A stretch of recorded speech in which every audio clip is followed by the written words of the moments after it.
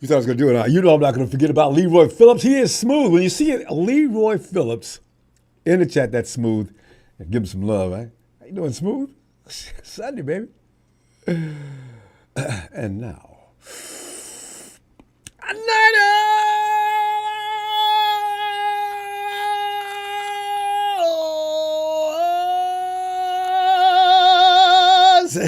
By the way, Ramey, 49ers will win another Super Bowl trophy in this century.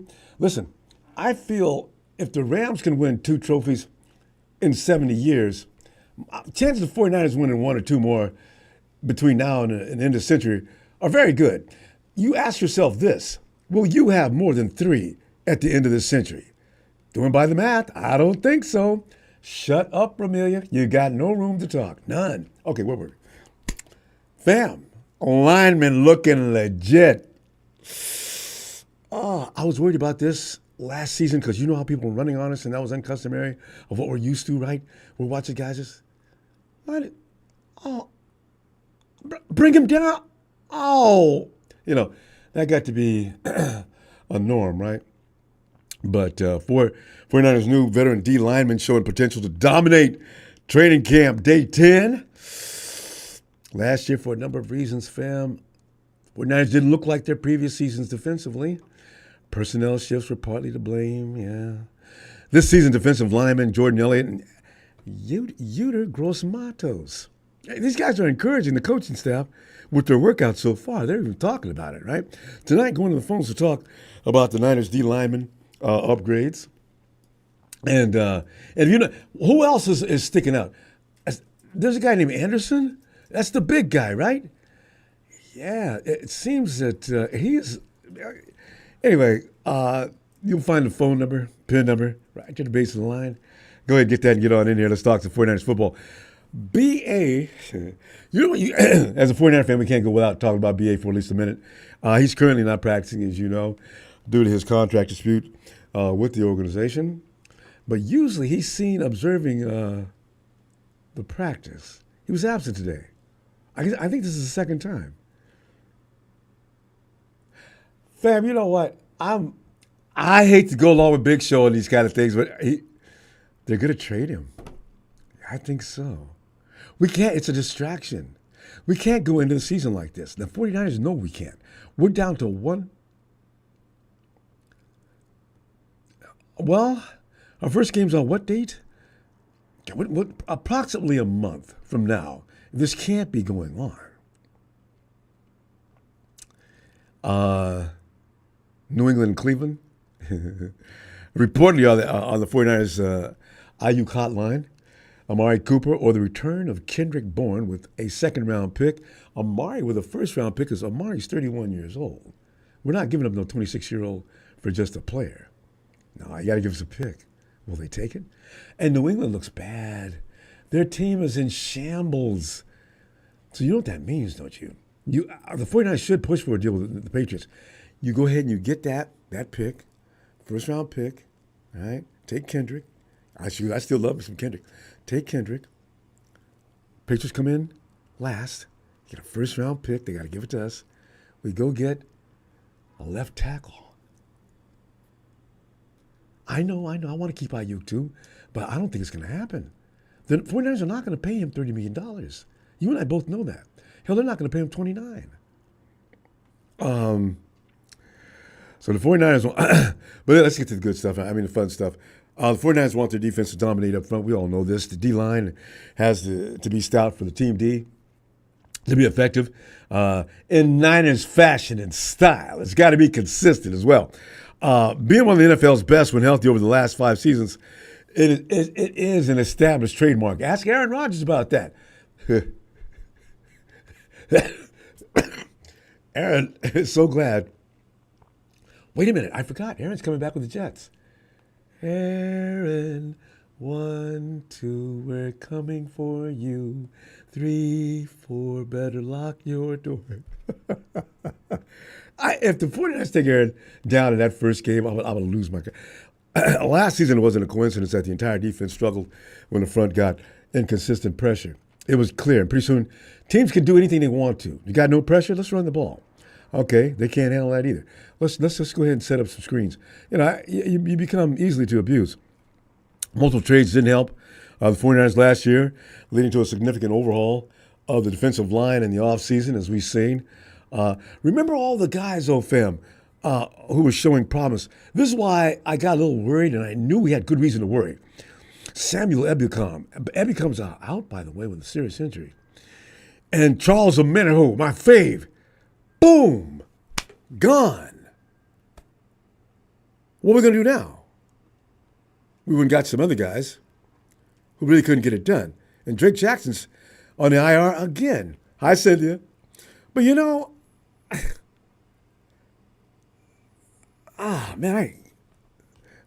So the search for efficient players at bargain prices was on after last year's unacceptable performances. Two of the offseason additions have been shining in training camp. Defensive tackle Jordan Elliott and defensive end Yetur Gross-Matos. Where's that name from? It's Gross-Matos. It isn't really, that's not Latino. What is that? Might be. Anyway, they're both playing well and have the 49ers D-line in position to be dominant again. Oh, God. Elliott was the expendable member of the Browns D-line last year. He'll be one of the players expected to fill the void left when Eric Armstead decided to go and join Trent. Ballgate was golfed him a deal that made no sense. But Trent just wanted to hurt the 49ers as best he could by offering way more than the $8 million the 49ers were talking about. Now he's over there on the IR. Trent, you see, you messed up, didn't you? I got news for you, Trent. He's going to be on the IR most of the season, too. He'll be in, he'll be out, he'll be in, he'll be out. His performance in Saturday's practice highlights, I'm talking about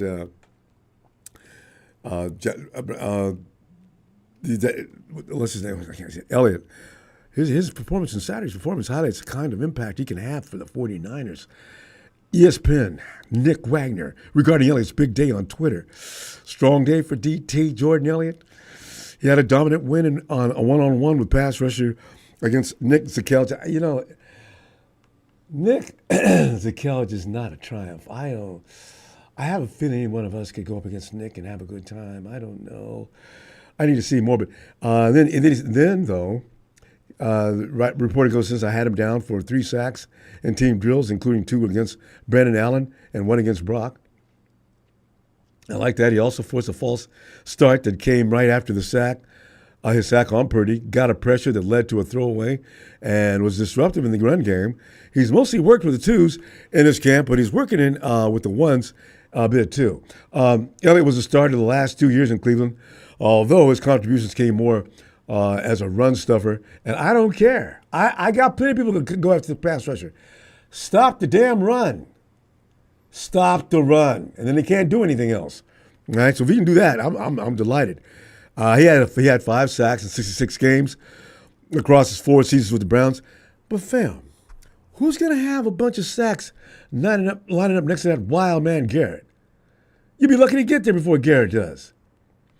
So I ain't mad at that. Pass rush numbers matter less given what the Niners need from Elliott this year anyway. His run-stopping ability was a calling card with the Browns. We'll be looking for that particular talent this year, please. Please. Niners were way too susceptible against the run last season. Elliott could help them a lot in that area if he keeps playing like he did this past Saturday. Yetur Gross-Matos, another unheralded player with the Panthers. He started 32 of 55 games. Were the Panthers that good? Because when I see this guy in 4 years with Carolina before exiting 32 of 55 games, and they just let him go. He's 26 years old? That's it. I got to watch Carolina. I want to watch Carolina this year just to understand this. Watch them both to see. You guys, well, again, Omenihu. Omenihu's a good ball player. Texas said goodbye. We got him and he looked good. Uh-oh. Wait a minute. Wait, did I forget one thing? Chris Jedi Kasurik. Anyway, he's been a notable performer a few times in camp already, and he was front and center again Saturday, according to Wagner. It's already believed that there's a chance Gross-Matos takes on a role similar to the one Armstead had in 2019. He led the Niners with 10 sacks. Can you imagine Gross-Matos gets us 10 sacks this year, 11? Then I got Leonard Floyd, who will not be denied. Leonard Floyd's going to get you a minimum 9. Nick should be around 15 because Nick's had time to come in camp and get ready like he should.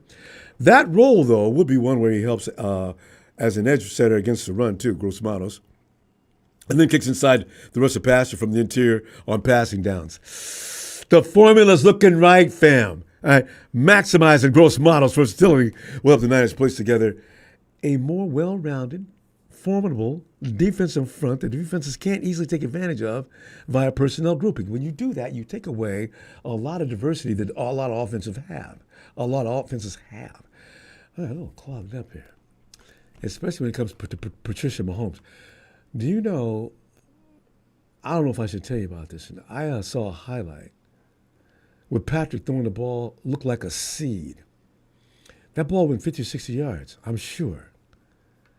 There was Xavier Worthy. Patrick hit him in stride.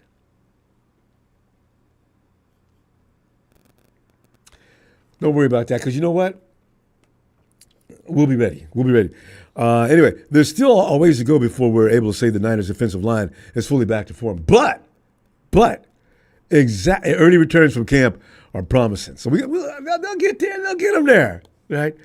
Brandon Aiyuk, of course, was holding in. Ben Barch was missing out of practice. Spencer Burford, that hand, he's not going to have it operated on, as you know. Jacob Cowing, hamstring. If you're fast, you have hamstring issues. That's just part of it. Pat Elfin, calf. Demetrius Flanagan, Foles. Isaac Gurindo, hamstring. If you're fast, again, see. Darrell Luter Jr.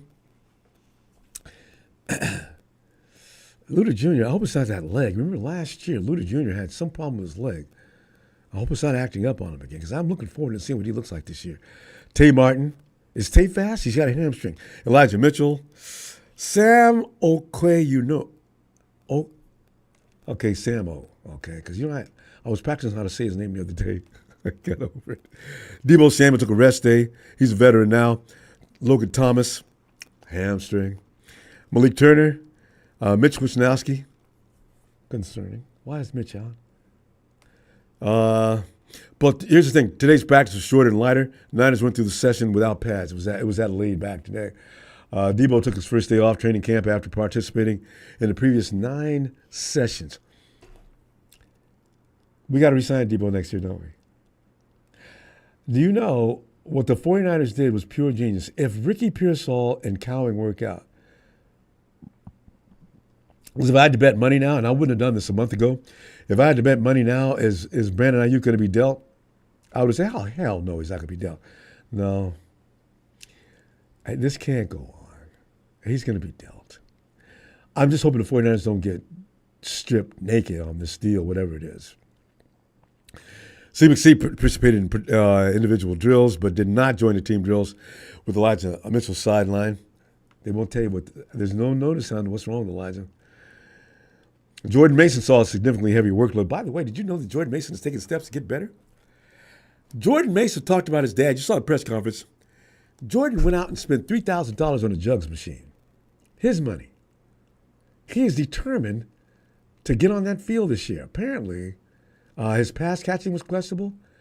Pass protection, he's a very driven individual. Jordan Mason, we could see a lot of this year. Provided, of course, because I'm not worried about Elijah Mitchell. He's not going to be out in the field all season long anyway. He might be out for here and there. But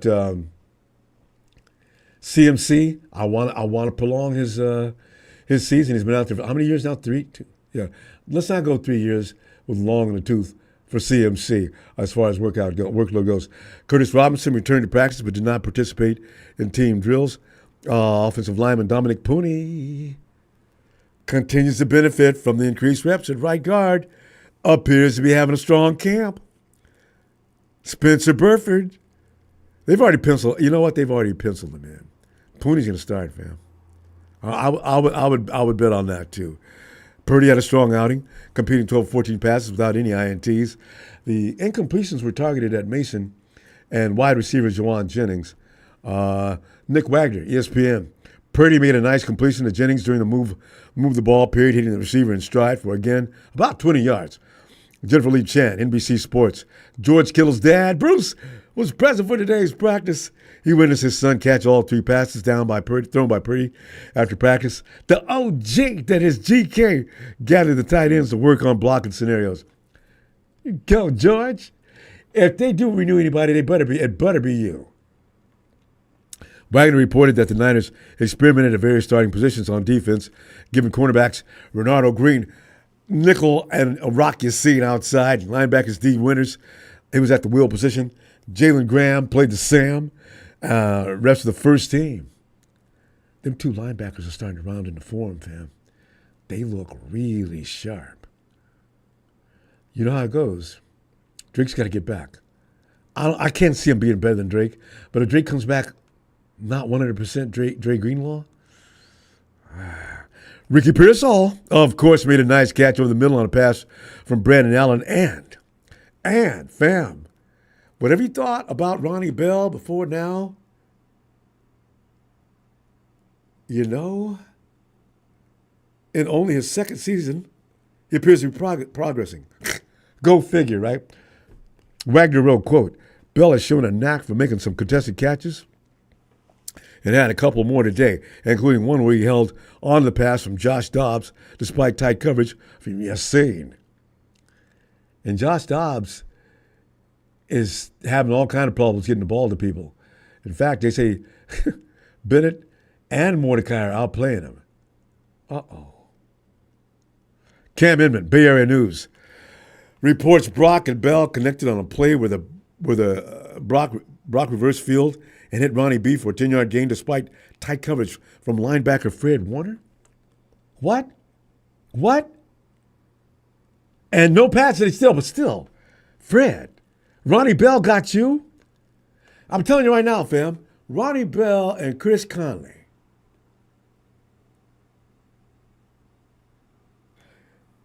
Let's get out. Let me get the phones.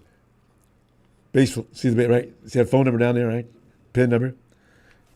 Ronnie Bell.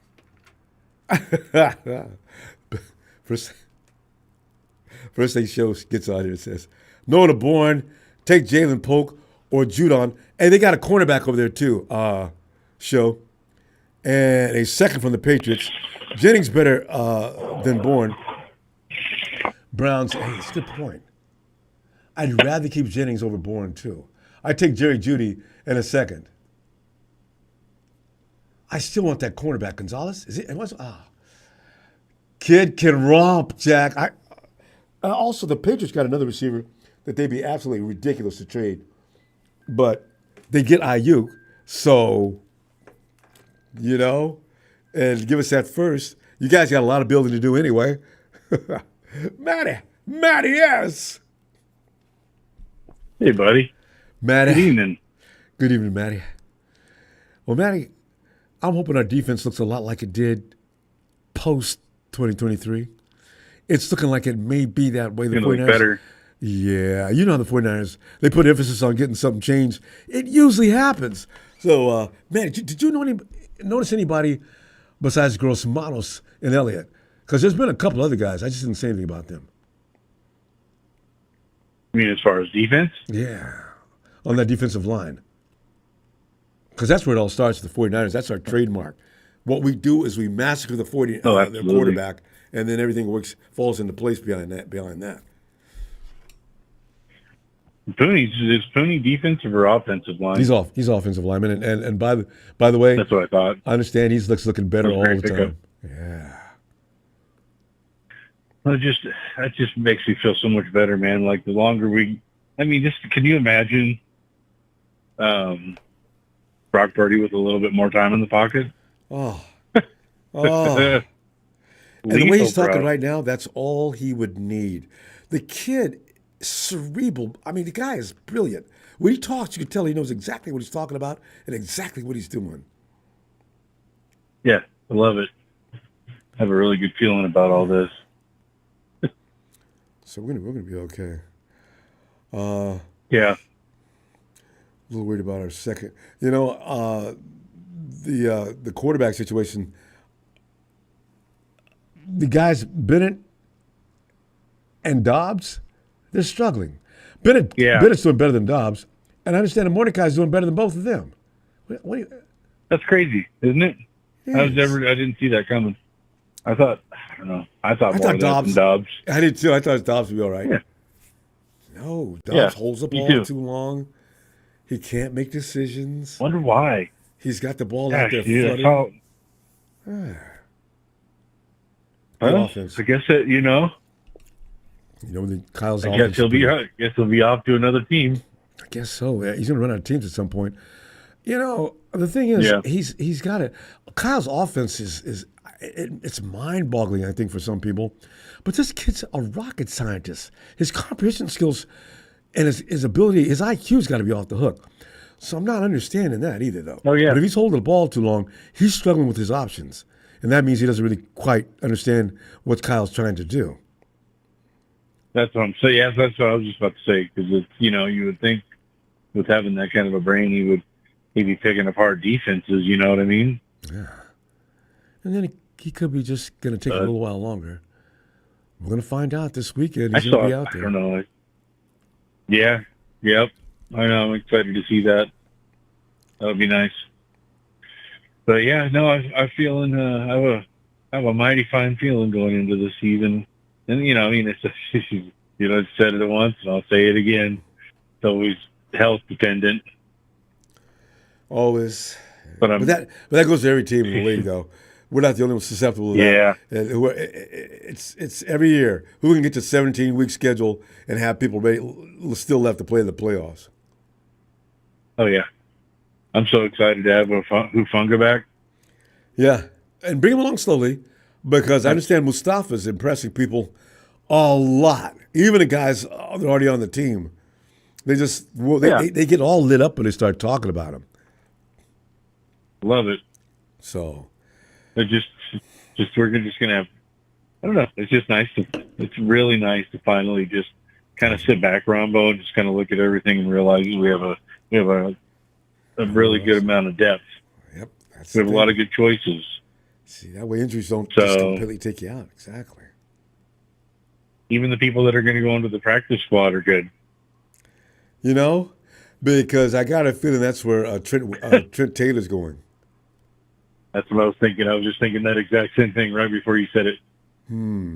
Which is too bad, but it is what it is, man. I mean, it just means we're stacked. They'll probably put him in against certain teams, though. If Trent still got that speed that he had before, there's nobody on the 49ers roster that could probably run a better slant than he can. Yeah. I always liked him when he was with us before. So. Oh God, he was lightning quick. Yeah. Yeah. It was always nice. What are you gonna do about that? But we got good first world problems, Ronbo. Good first world problems. Yeah, I know, right? You know what though? Brandon Aiyuk it's like an injury that's getting worse, right? I thought it was getting better a few days ago. I got a feeling we're going to end up trading him. The Patriots, this time I don't think they're joking. I think the Patriots and the Browns would take him. But B.A., you're going to go to Cleveland? You want to play in Cleveland? But they're not going to win anything? I know. You want to go to the Patriots? But if you think about it, dude, those are teams that I would, if I were management of the 49ers and in that kind of trade was is even being considered, those are teams that I would trade them to. Patriots are number one on my list. The Patriots are good. They're in full-blown rebuild. So I call rebuild. And we never see them. And you call up BA. Listen, we got a deal. Okay, that's it. BA. Okay, you ready to go to New England? Say what? Listen, they're going to pay you what you want. He's going to watch us get a. Yeah, they will pay him. They got But he's going to go to another team, and then he's going to watch us get another Super Bowl ring right after that. BA? That's what's going to happen. Yeah, well, because. Yep. Then you'd be all pissed off. Then you really hear from him. I really don't understand. You can't stand to live with $1 or $2 less million than you're asking for. When we're talking in the 20s, you can't stand 28 mil. That's just an annual. Give How me a about break. the guarantee? Come on, man. there's I just have a hard time believing there's no happy medium there. Is it just so we talk about it all season? Well, yeah. I mean, if he just can't, it's just so. I mean, it's a million or two. You go to Cleveland, or like Miles Garrett says, they don't have any good. To death. Yeah, and they don't have any good Mexican food. It was so funny because I was laughing. Miles Garrett loves burritos, right? And he wanted to go to Dallas where he knows they have good burritos. Oh boy! And I laughed so hard when they sent him to Cleveland. And he did a video. Well, they ain't got no burritos, but I'll be okay. Look good in that brown uniform, baby. No, they're looking good in brown, bro. You know, Maddie, we're gonna go. I tell you what I'm gonna do, Maddie. I'm gonna be like, let's see, what's the day? Hey, let's do Wednesday. Yeah, nice. Yeah. What day? He said Sunday. Yeah, today's Sunday. So by Wednesday, I'm waiting for BA to sign. I'm still holding out hope that he does. So we'll see. All right, brother. Well, wish me good luck, man. I can start my new job tomorrow. I was with Costco forever. I did like 21 years with them, so I'm off to a new job. I'm going to go build some airplanes now. That must have been kind of crazy. All of a sudden, you just leave after that length of time. Well, good luck with that. Yeah, buddy. my boss was kind of looking at me funny, like, "Where are you going, man?" To a better place. I just said that I needed a change. All right. And you got to know when to do that. A lot of people don't do that kind of decision. They stay where they think they should stay, when really, if you got an option, you should take it. So good for you, Matty. All right. Well, what a lot of people do is they lock themselves into payments on things, and they basically lock themselves into a job they don't like. So just stay free of owing people money, man, and you can kind of move freely in life. It's absolutely true. And you're right. That's exactly what keeps people in places they don't want to be. Yeah. All right, Matty. Good luck with that. I know you're going to be all right. All right, buddy. See you Wednesday. All right, buddy. Well, yeah, I'll catch you Wednesday night, man. Looking forward. All right, buddy. Night, Matty. Night. And we go to Tennessee to see what Papa Dragon is up to. Papa DD. Papa, Papa, you said I feel like when my brother used to annoy me and I wouldn't open the door and let him in because he's a Chiefs fan. I used to be outside yelling, "Hey, open this door, bleep!" Man, I tell you what, I ain't opening this door. I ain't doing it, Kenny. You come in here and talk trash and drink all the beer up and leave. No. Sound like you're outside. Hey, now you're back inside. All right. No, I was a little bit of ways away. Hey, what's up, man? You're back. You're ways away again. Hey, what do you think? Is that better? Still sounds a little distant. Are you trying out a new system? What's wrong with this crap? Better? Is this better? I remember last time Pop had a pair of headphones on, a new set. This is a little better. A little better? Only all right, a little. So what? Just a little bit? Yeah. God bless America. Mm-hmm. Try again. Lord. You can get it. I heard you say Lord was really clear. Oh, is it? Yeah. Yeah. I'm gonna try to fix it on my end. Just give me like 10 seconds. Okay. In the meantime, I'll say, hey, Amtrak Niners is in your neighborhood as well. Okay, go ahead. I'm gonna keep talking. You know. No. I'm just saying. Okay, go ahead. You got it. Because I'm talking about Brandon Aiyuk and going to Cleveland or New England. Also, our D-line is looking like it should look, Pop, dominant right now. Yeah. It's easy to say that now because we ain't played nobody. How's that? That's great. How's that? That is perfect. Hey, that's perfect. Hey, listen, I am still hearing the same bullshizzle, which is basically nothing. Yeah, it can be confirmed now. So yeah, they're entertaining. If they're entertaining trade proposals, you're definitely right. Well, this is what I know. What I know is that there's 5 teams interested. 2 teams willing to pay his asking price. Mm-hmm. That's what the situation is. However, there's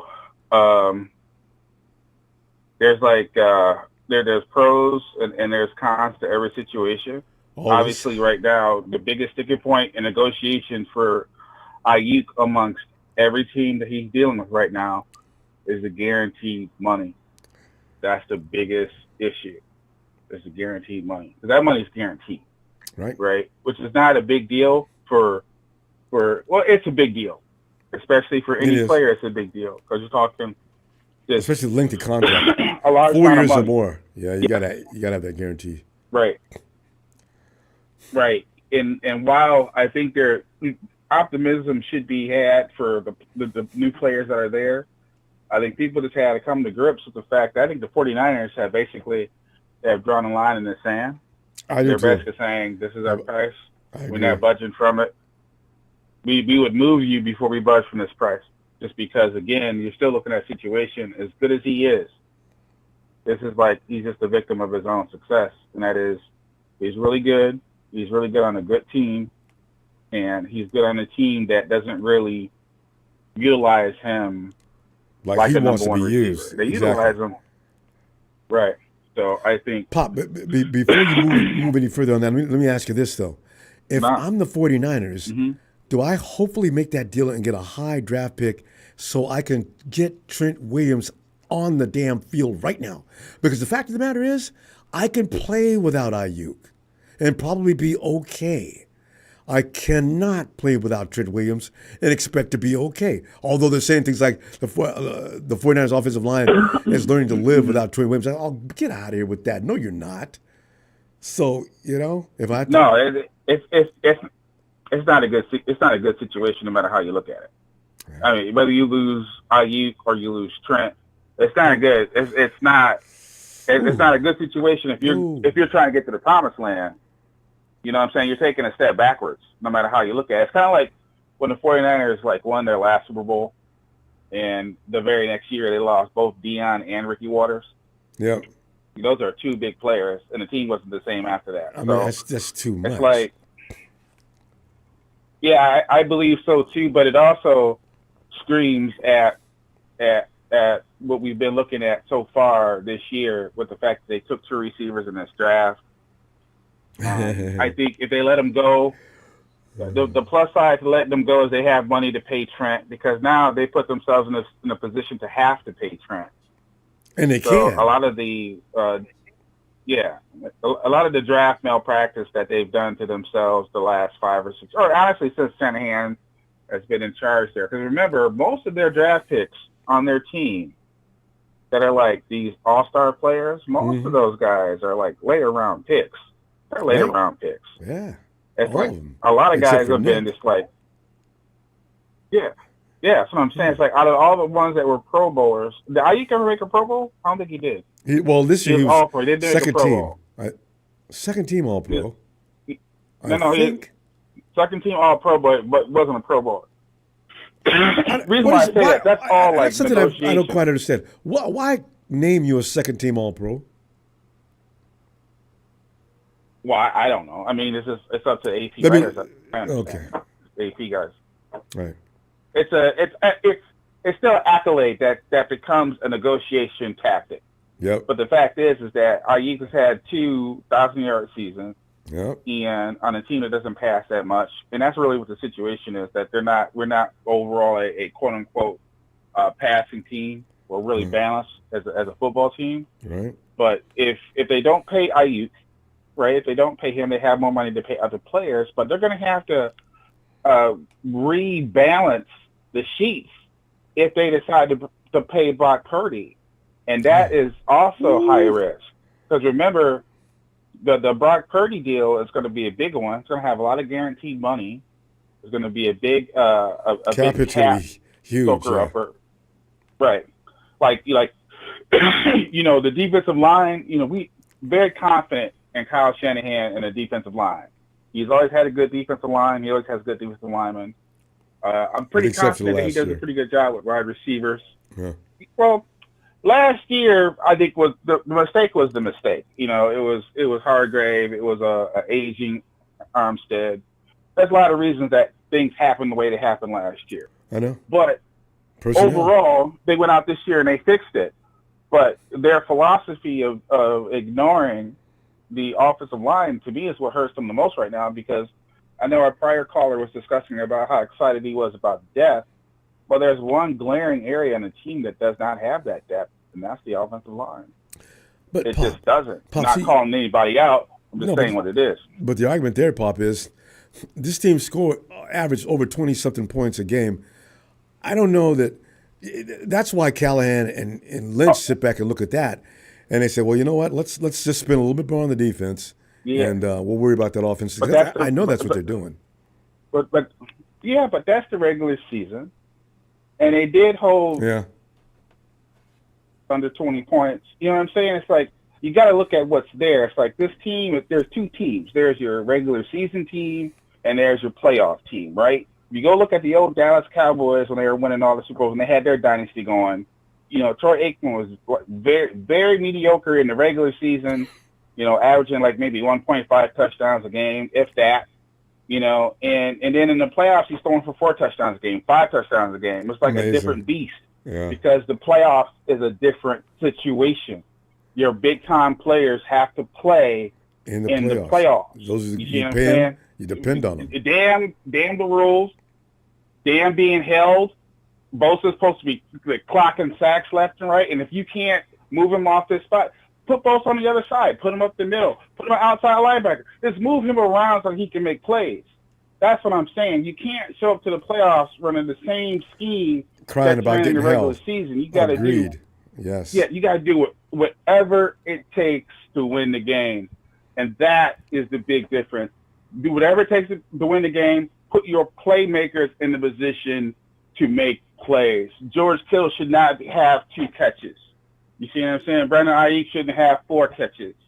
That's what I'm saying. It's like there's 2 seasons. I have no doubt that the 49ers will figure out something in the regular season and handle business in the regular season.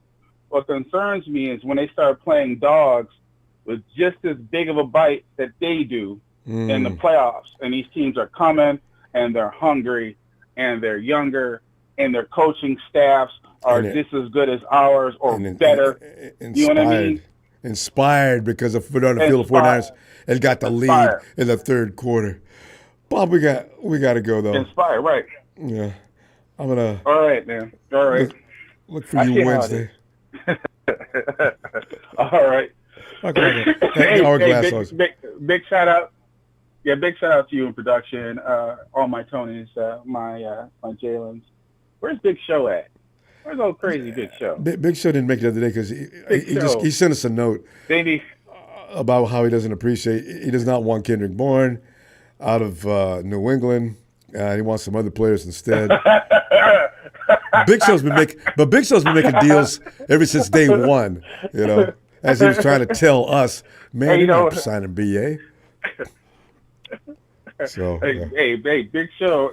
I don't know if Big Show would be a winner as a front office man, but he definitely would have some things under control. He wouldn't be waiting to the last minute to extend people. No, I'll tell you that right now. No, we'd have new personnel every year. I'll tell you that right now. Would show it.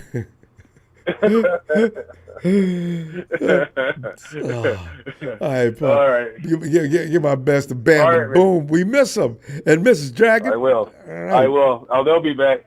All right. Oh, they'll be back. All right, man. Good night, Pop. You too, buddy. Hey, Steven.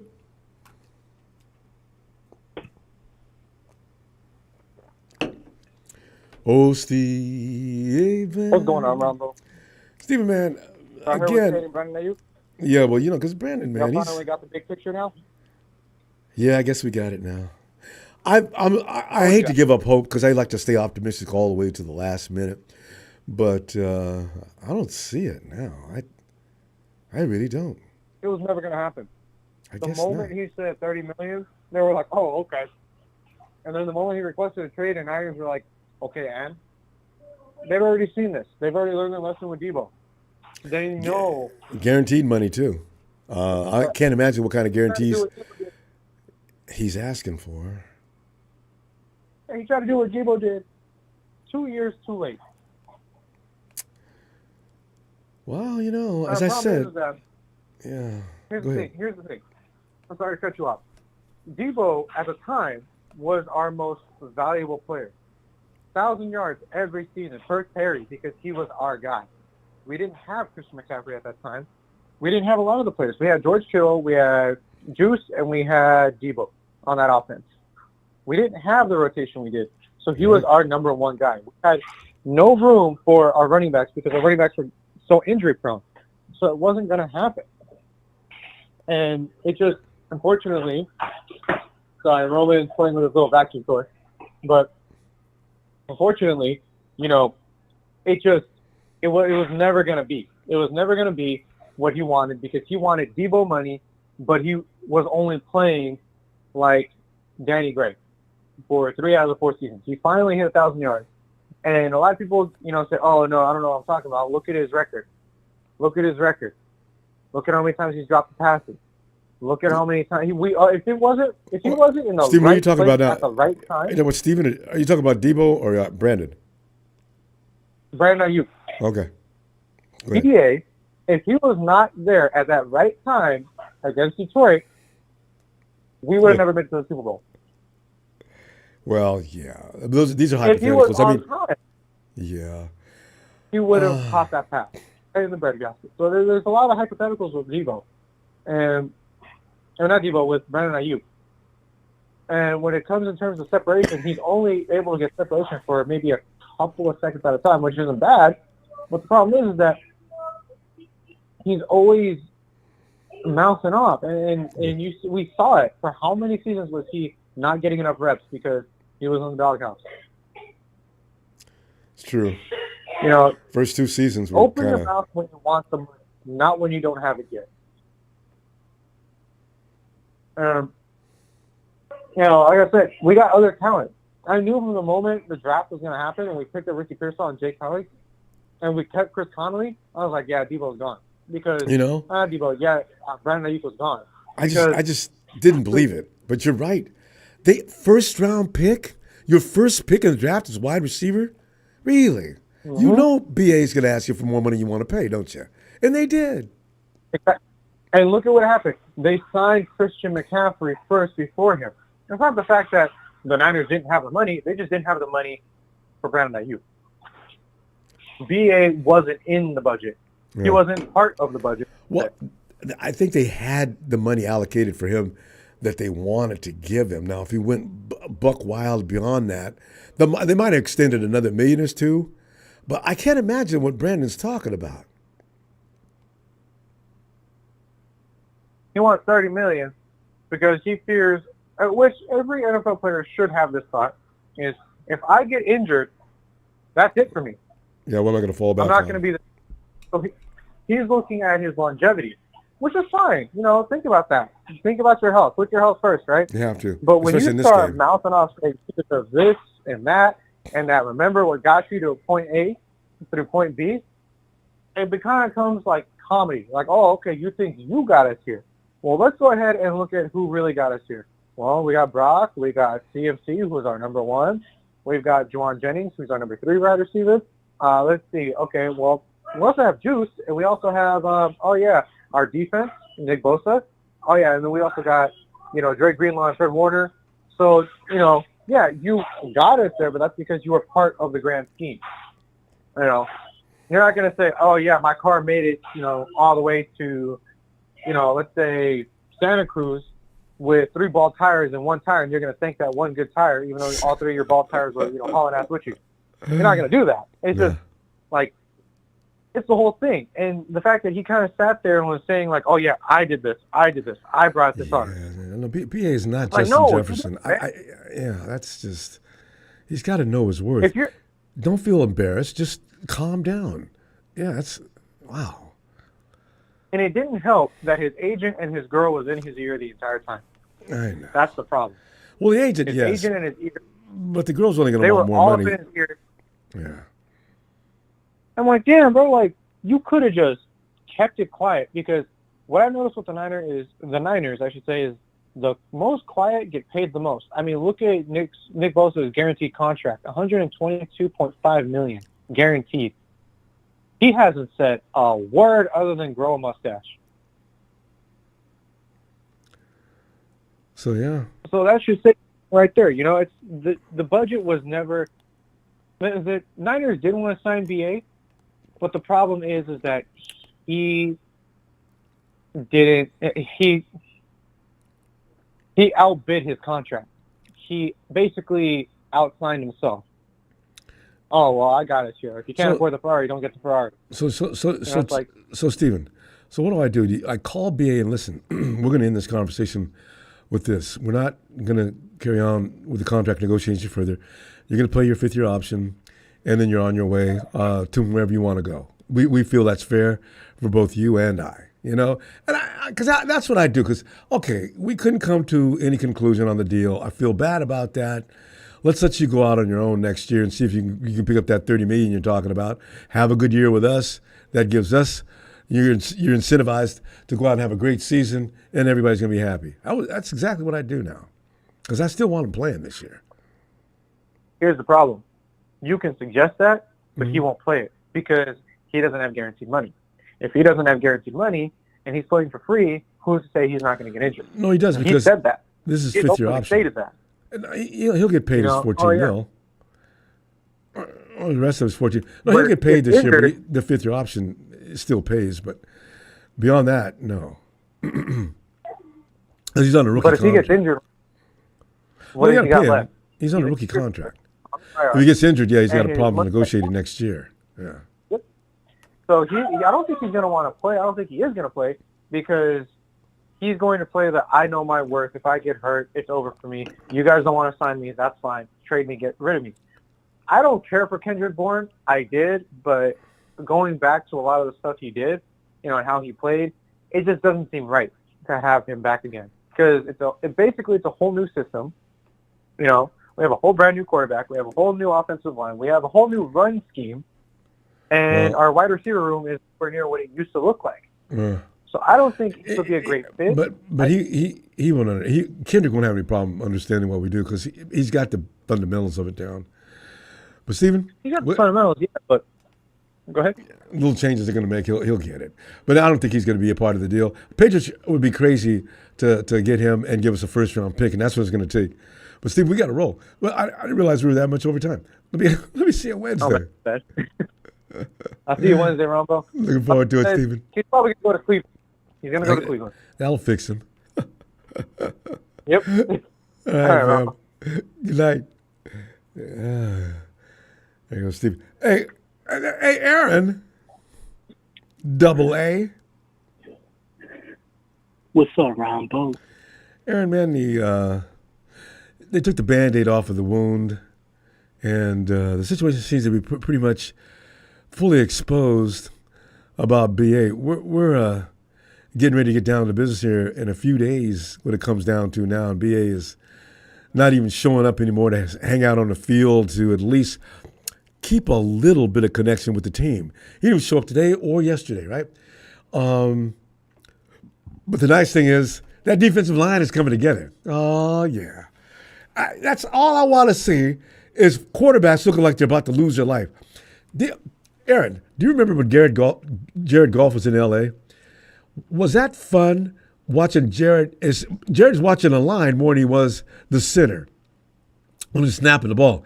And as soon as he got the ball, he handed it off as fast as he could with his eyes looking like saucers. I want to see quarterbacks looking like that again. But yeah, so that defensive line looks like it's going to be a lot better this year than last year.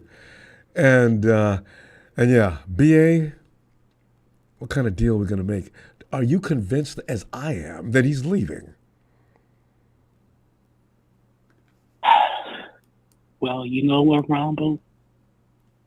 I mean, this has been frustrating, as fans, because we want to see him sign and play, but you know what? Like, if he goes to a team like Cleveland or the Patriots, and well, let's say if he goes to the Patriots, then he won't see another Super Bowl. Not for a while. Because, like they always say, if you go to the other side, it's not always greener. You know Absolutely. what I'm saying? Patriots are a rebuild And I'm talking about just now putting the lumber out in the yard rebuild. They are really starting from scratch right now. So, yeah, he'll be over there and looking bad with the rest of the team. Yeah. He'll get his bag, though. Yeah. That's what he's talking about. Give me my money. I mean, yeah. I mean, he'll get his bag in, 30+ million. But I remember when he said, I think it was he was cleaning out of his locker room, and he was saying that he wants to win a Super Bowl. So, Yeah. so BA, you want to stay with the Niners and win the Super Bowl, or you want to get traded to a team that pays you $30 million plus dollars, and the team's not ready to compete. And really, Justin Jefferson in Minnesota just got paid 30-something. Minnesota had plenty of money. Their stars have left them. All right? Think of all the contenders you can, and think about which one's got $30 million for a receiver that is just coming in to learn your system, right? BA is fantasizing. It's not going to happen. Bring your price down just a little. Nobody said to wipe it completely out. And the guaranteed money, I don't know. I feel for him on that. I don't know what he's asking for guarantees. And I don't know what the 49ers are offering for guarantees either. But yeah,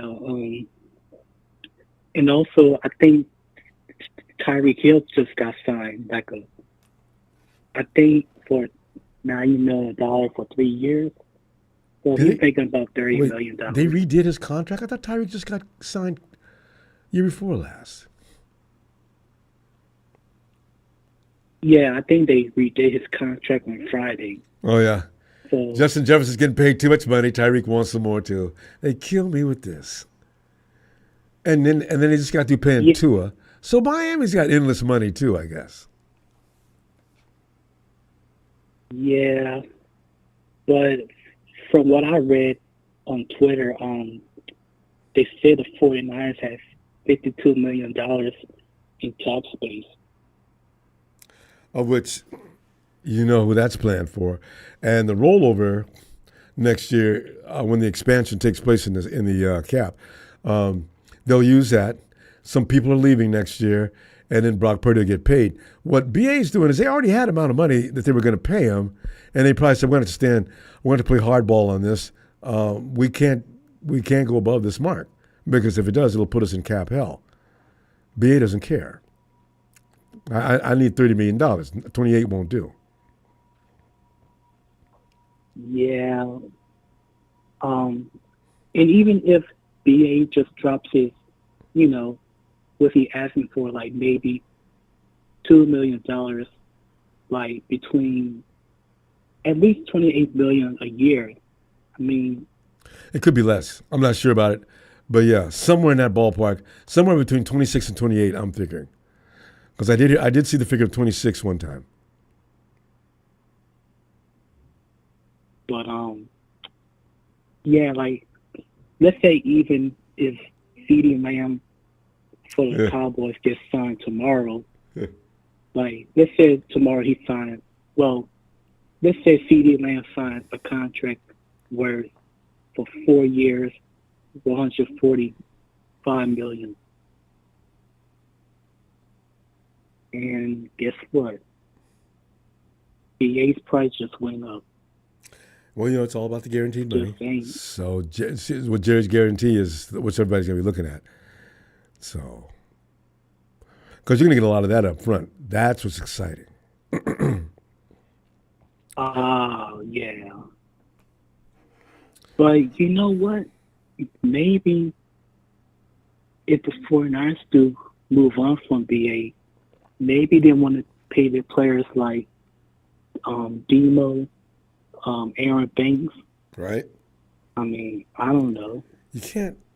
They can't gut the team just to make sure that Brandon Aiyuk gets paid. Trent Williams is asking for an extension at exactly the wrong time as well. No guaranteed money on his contract. And the 49ers have got to stop signing these no guaranteed contracts because they come back to haunt them at some point. So if I have to make a choice, and we talked about this, I think you and I both talked about this. If I have to make a choice between Trent Williams and Brandon Aiyuk, goodbye, Brandon Aiyuk. It's Trent Williams. Yeah, I gotta keep Trent Williams because without Trent Williams, our O-line is offense. cheap. Yeah, that's going to be a real burdensome. I mean, no. So, Man, y'all are tripping. Jack, we got a trip, man. I got to have one.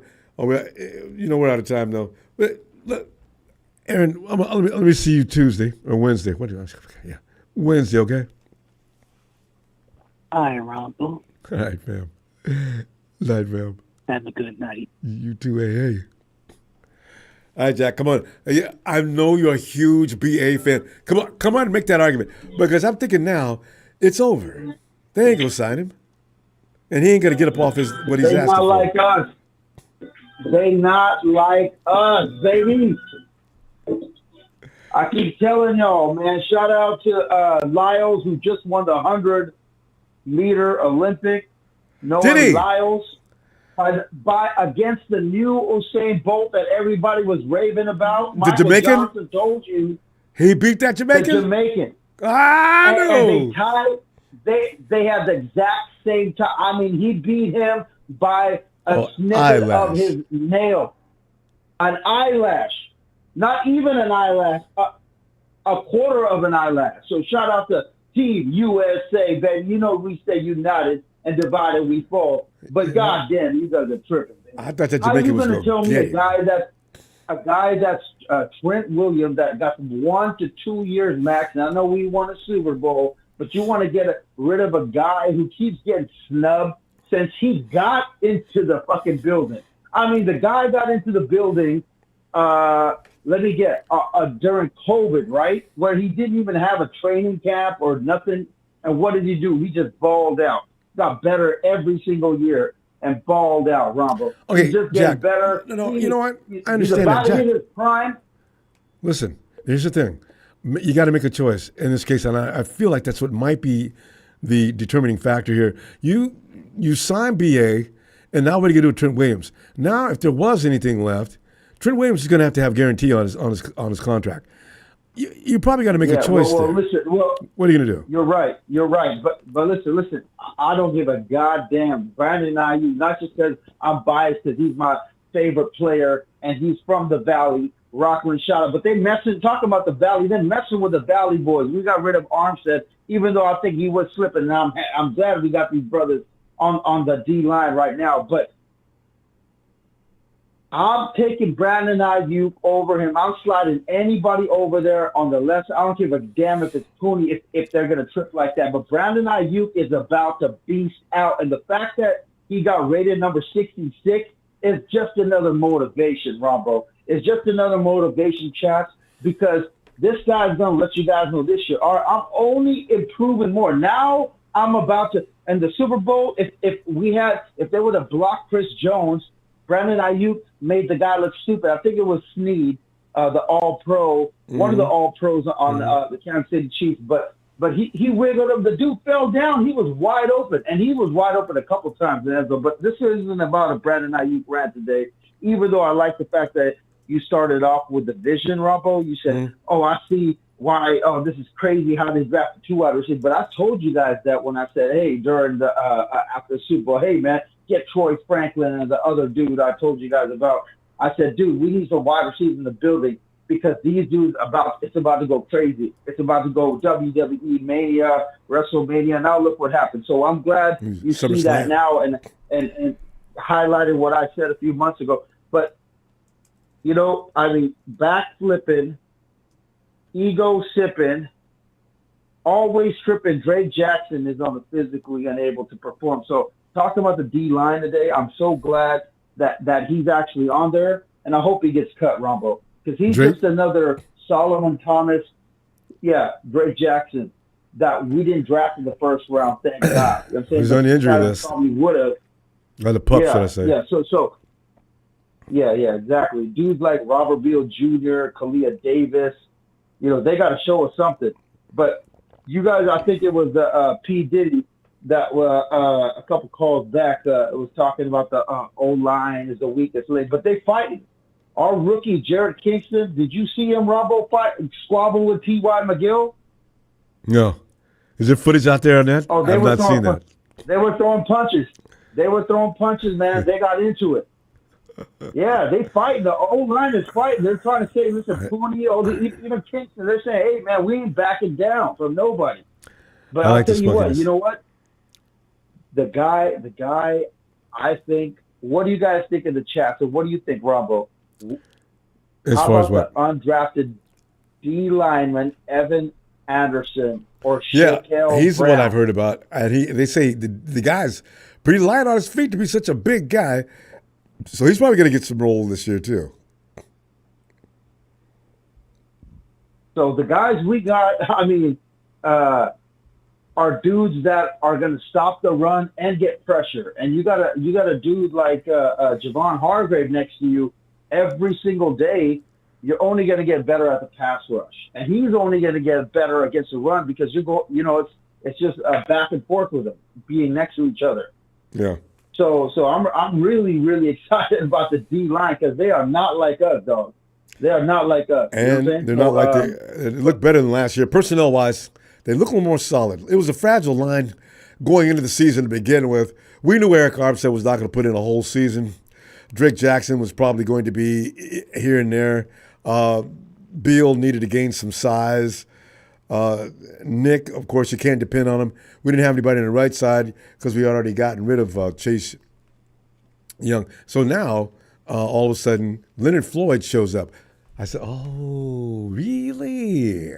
And then they start putting other Gross-Matos. Looks good. Elliott from the Browns.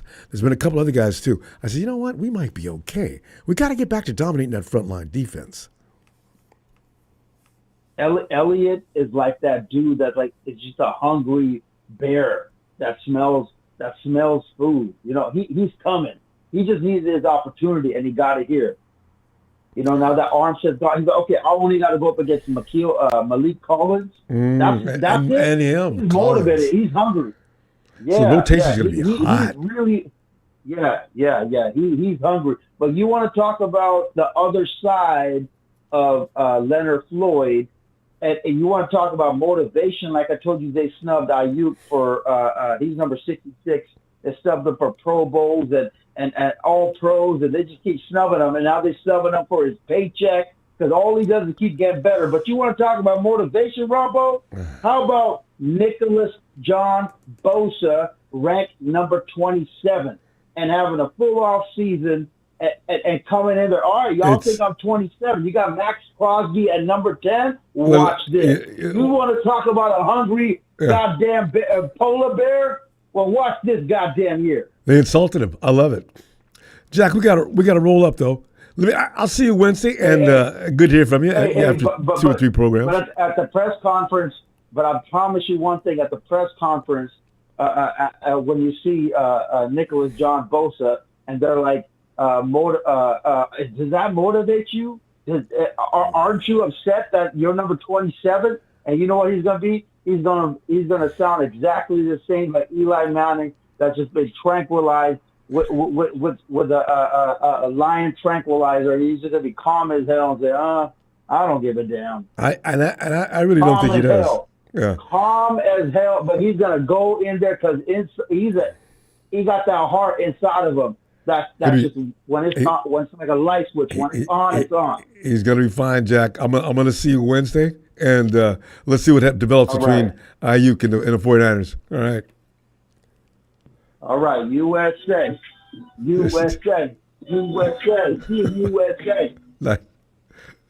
Have a great day, Jack. I didn't think that guy was going to beat that Jamaican, man. That Jamaican is, he can move. Mr. Block Ice, our running backs, how do you think their wide receiver game will work out? Let me see if I understand this question. Our running backs, how do you think their wide receiver game will work out? I think the wide receivers are going to be fine. Because as long as I got Conley and Deebo, I'm feeling real good. Because you know what? Conley, there's some misunderstanding between him and the teams he's been on. Conley can play. And Brock talked about that today. He's out there doing what veterans do and doing it well. So, but I want to see BA make the team. It's a big show. Get in there, man, and get into your position on this BA thing. I love it.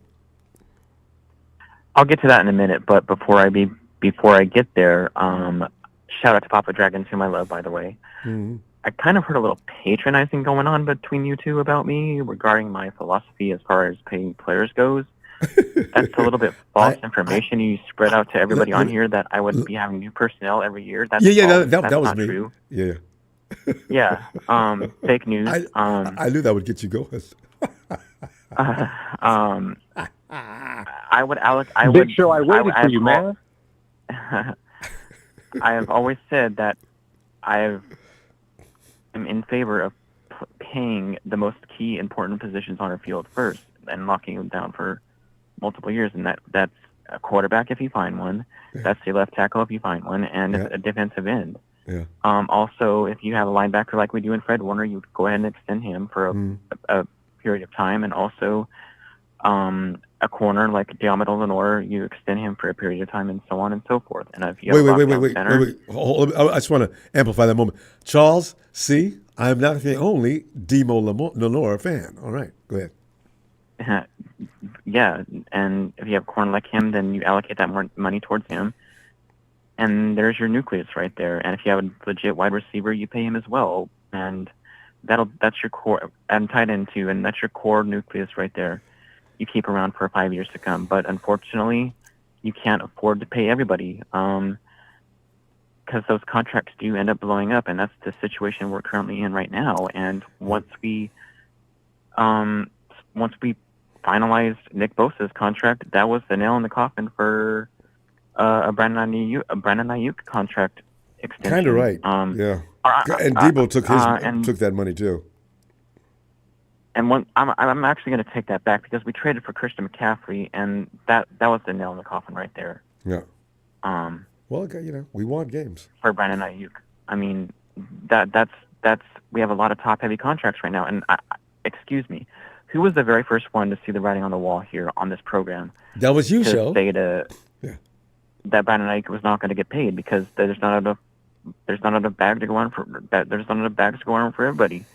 That was yours truly, and I was patronized for that. I was made fun of for always looking after the budget and so on and so forth. And that's exactly what's coming back to bite us in the ass right now is the financial situation that we are in. So because I have no problem giving you props. Props to you. You were right. Thank you. I appreciate that. Thank you. And this is a year. I appreciate that. Thank you. And this is a year to truly evaluate Brock Purdy of who he truly is. Is he a system quarterback like some people like to say he is because of the talent around him?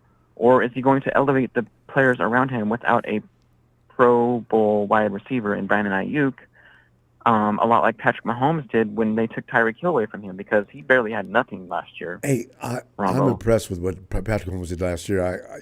Good Lord. I mean, even the guys he had, he put the ball right in their hands, and they still refused to catch it.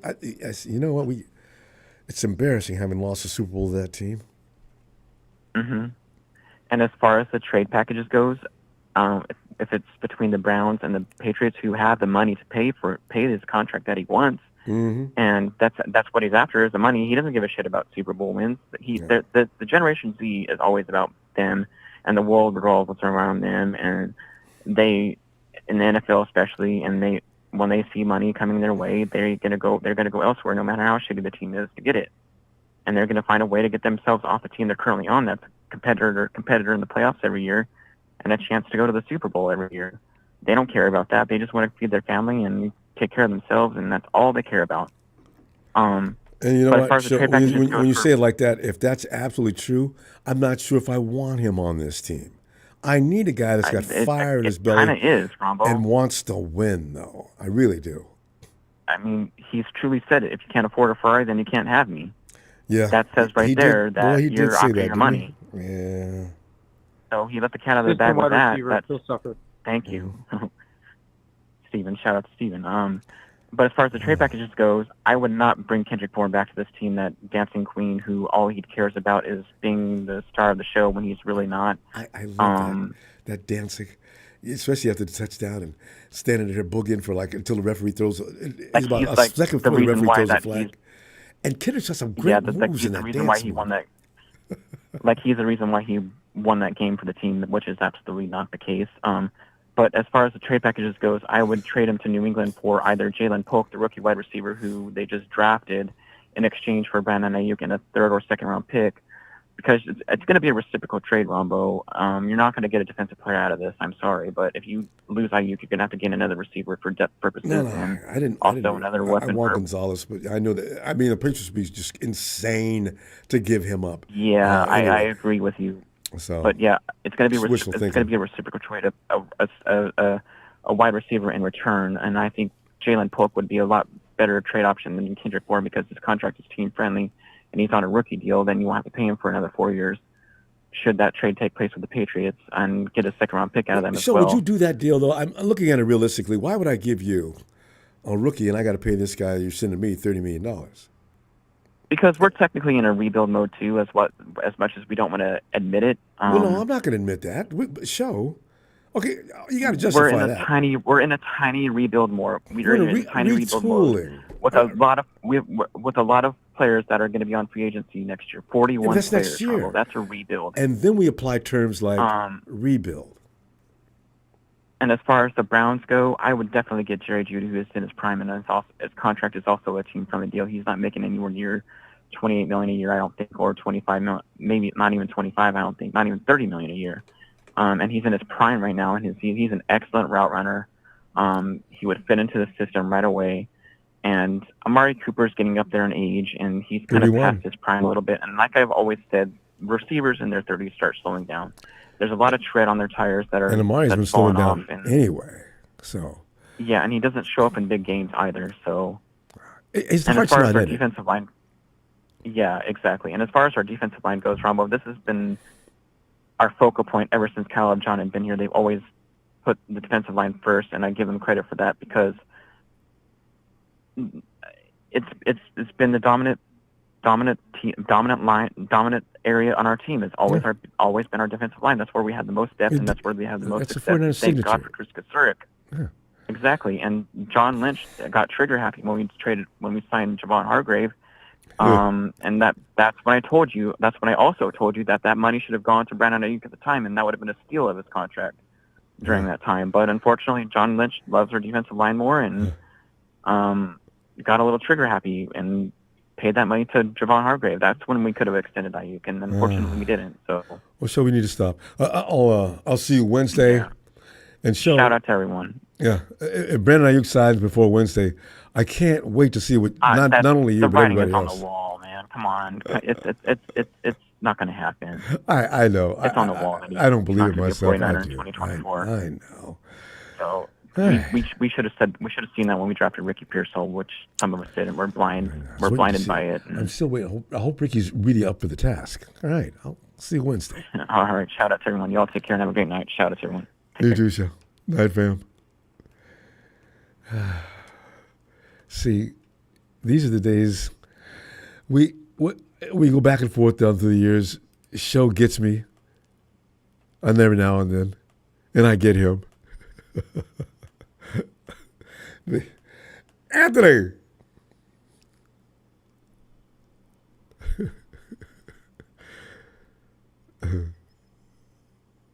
What to do, Ronbo? Anthony. So Big Show came in here and B-slapped me. And, you know, the thing is, make no mistake, I really wish we could sign Brandon Aiyuk. Lost his mind, Ronbo. You think so? How come? Big Show ain't Jack done lost his mind. But the things he lined up, they actually make sense. How's they going to pay him? Show talking about we in rebuild mode. Oh, no. Big Show's, yeah. He can't wait until that year. No. We're not in rebuild mode yet.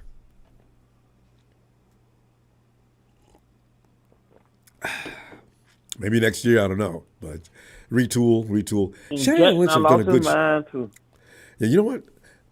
One Talking thing about good paying 49ers Brandon good. Aiyuk before you pay Trent Williams. Williams. Yeah, no. No, I'm sorry, BA. You got to go, bruh. We're talking about one of the greatest of all time at left tackle, where it's very important. You still need to establish yourself as wherever you're going to rank in the hierarchy of wide receivers. So, yeah, bruh. Just business, you know what I'm saying? I ain't getting rid of Trent Williams. No! But go ahead, fam.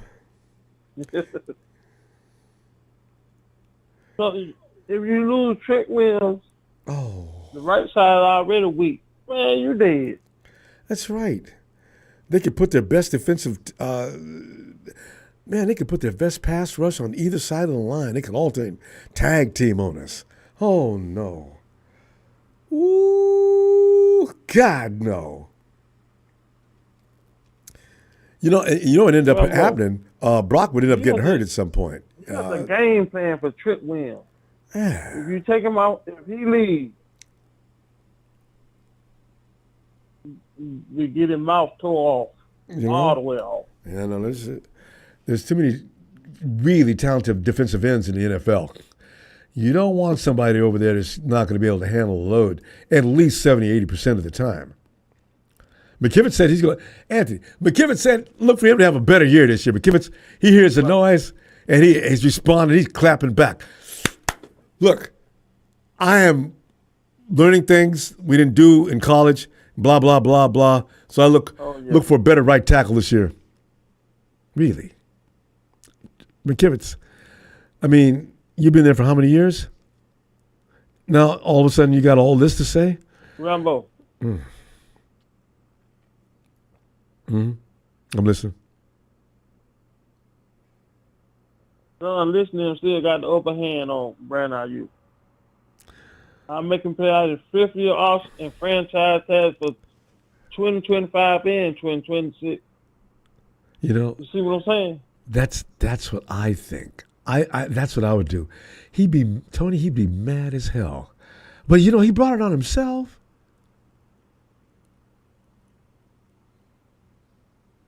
But that's what I definitely do. Then by that time he'd be 28 and then going out playing on the other team getting broken all up. How evil would that be? You know what? The 49ers don't roll like that, though. They'll let him out. They'll say, listen, you'll be your own free agent next year. Give us one more season, and you can go your merry way. Can you see Brandon's face upon hearing that? I imagine all kind of things. Yeah. First, if he's standing up when he comes in, he Ronbo, sits what I down. told you. Huh? Anthony? What I told you, Ronbo, you can plug Chris Collins in there, and we'll be just fine. And that's what Kyle and them looking at. I know, but you know, it's good. They drafted him, they raised him into who he is now as a receiver. I know they want to keep him. So, I don't know. Yeah. It's too bad they couldn't come to some agreement. I mean, I hope we keep him, but at the same time, if he thinks he's getting 30-something million, No, I don't believe that's not going to happen, Ronbo. He doesn't think that. I think he He's not wants getting no $30-something million. 30 or it's got to be below 30. I think he knows that. I mean, Justin Jefferson, he is not. He knows that. And the way our teams, the offense is structured, there's no reason for him to ask You got for 30. Pretty Rick out there making acrobatic catches. No, man. So, you know, as I say, That's Chris right. Conley, There's no need Deebo, for it. Ricky, Ronnie Bell is looking like crazy good all of a sudden. Nobody understands. Ronnie Bell was never bad, though, you know. He just had a problem of making mistakes at exactly the wrong time. If Ronnie Bell's ready to play, he ain't Aiyuk. But now you have a formidable offense. That's a good wide receiver room, though. Conley, Deebo, Bell, Ricky. That's a good room. You know, that's why I look at my offensive Color, line room. Color pretty fast too. Who? Anthony? And Brock trust Color. Brock trust Color. Yeah, I know. So, I think the 49ers may look different, but we'll still be good.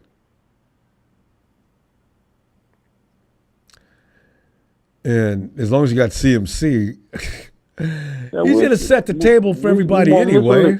Yeah. So, we'll see. How about that defensive line? Then Jordan Mason I stepped up. Yeah. Jordan Mason's really putting in an effort now, too. He talked about him and his dad and how hard they work to make him better. Like I told last time, the defensive line going to be on fire this year, Rambo. I think so. I want to see quarterbacks looking scared. I love that. I just love watching that. They snap the ball, they take a two-step drop, and then all of a sudden their eyes look like saucers. I love that. We're going to see that again this year, maybe.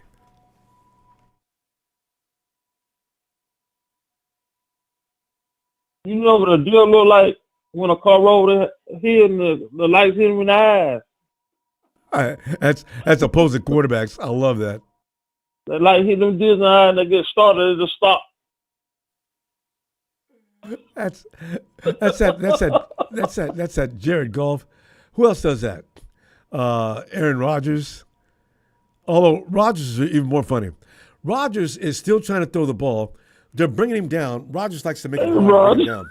Rodgers is going down. He's still looking, and they're bringing him down. I said, Aaron, you should probably just go down before you get hurt.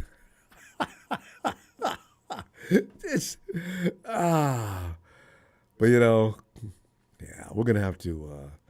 We're gonna see. There's only a little while. I don't think the 49ers are gonna take this into the season. They're gonna have to make a decision on. What time used to do it too before he retired? Who's that?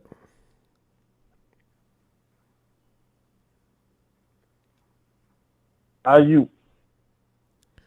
Wait a minute. You said Aiyuk used to do what before he retires? Drew Brees used to do it too, boy. Oh yeah. Drew Brees. Although Brees. Aiyuk needs to. No, Drew Brees before he retired, he used to be the same way too when we played the Saints. Because Brees was not a person who's going to move out of the pocket, and that Ahmad Brooks tackle is going to go down in history. What you think about?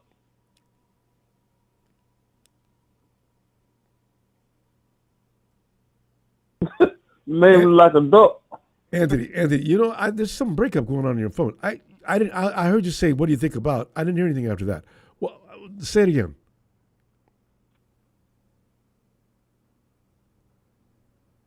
Yeah, there's something going on with connection.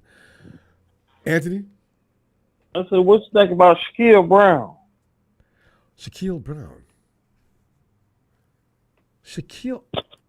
Is that a defender? I said, what you think about Shaquille Brown? Yeah, who is Shaquille Brown? Defensive tackle.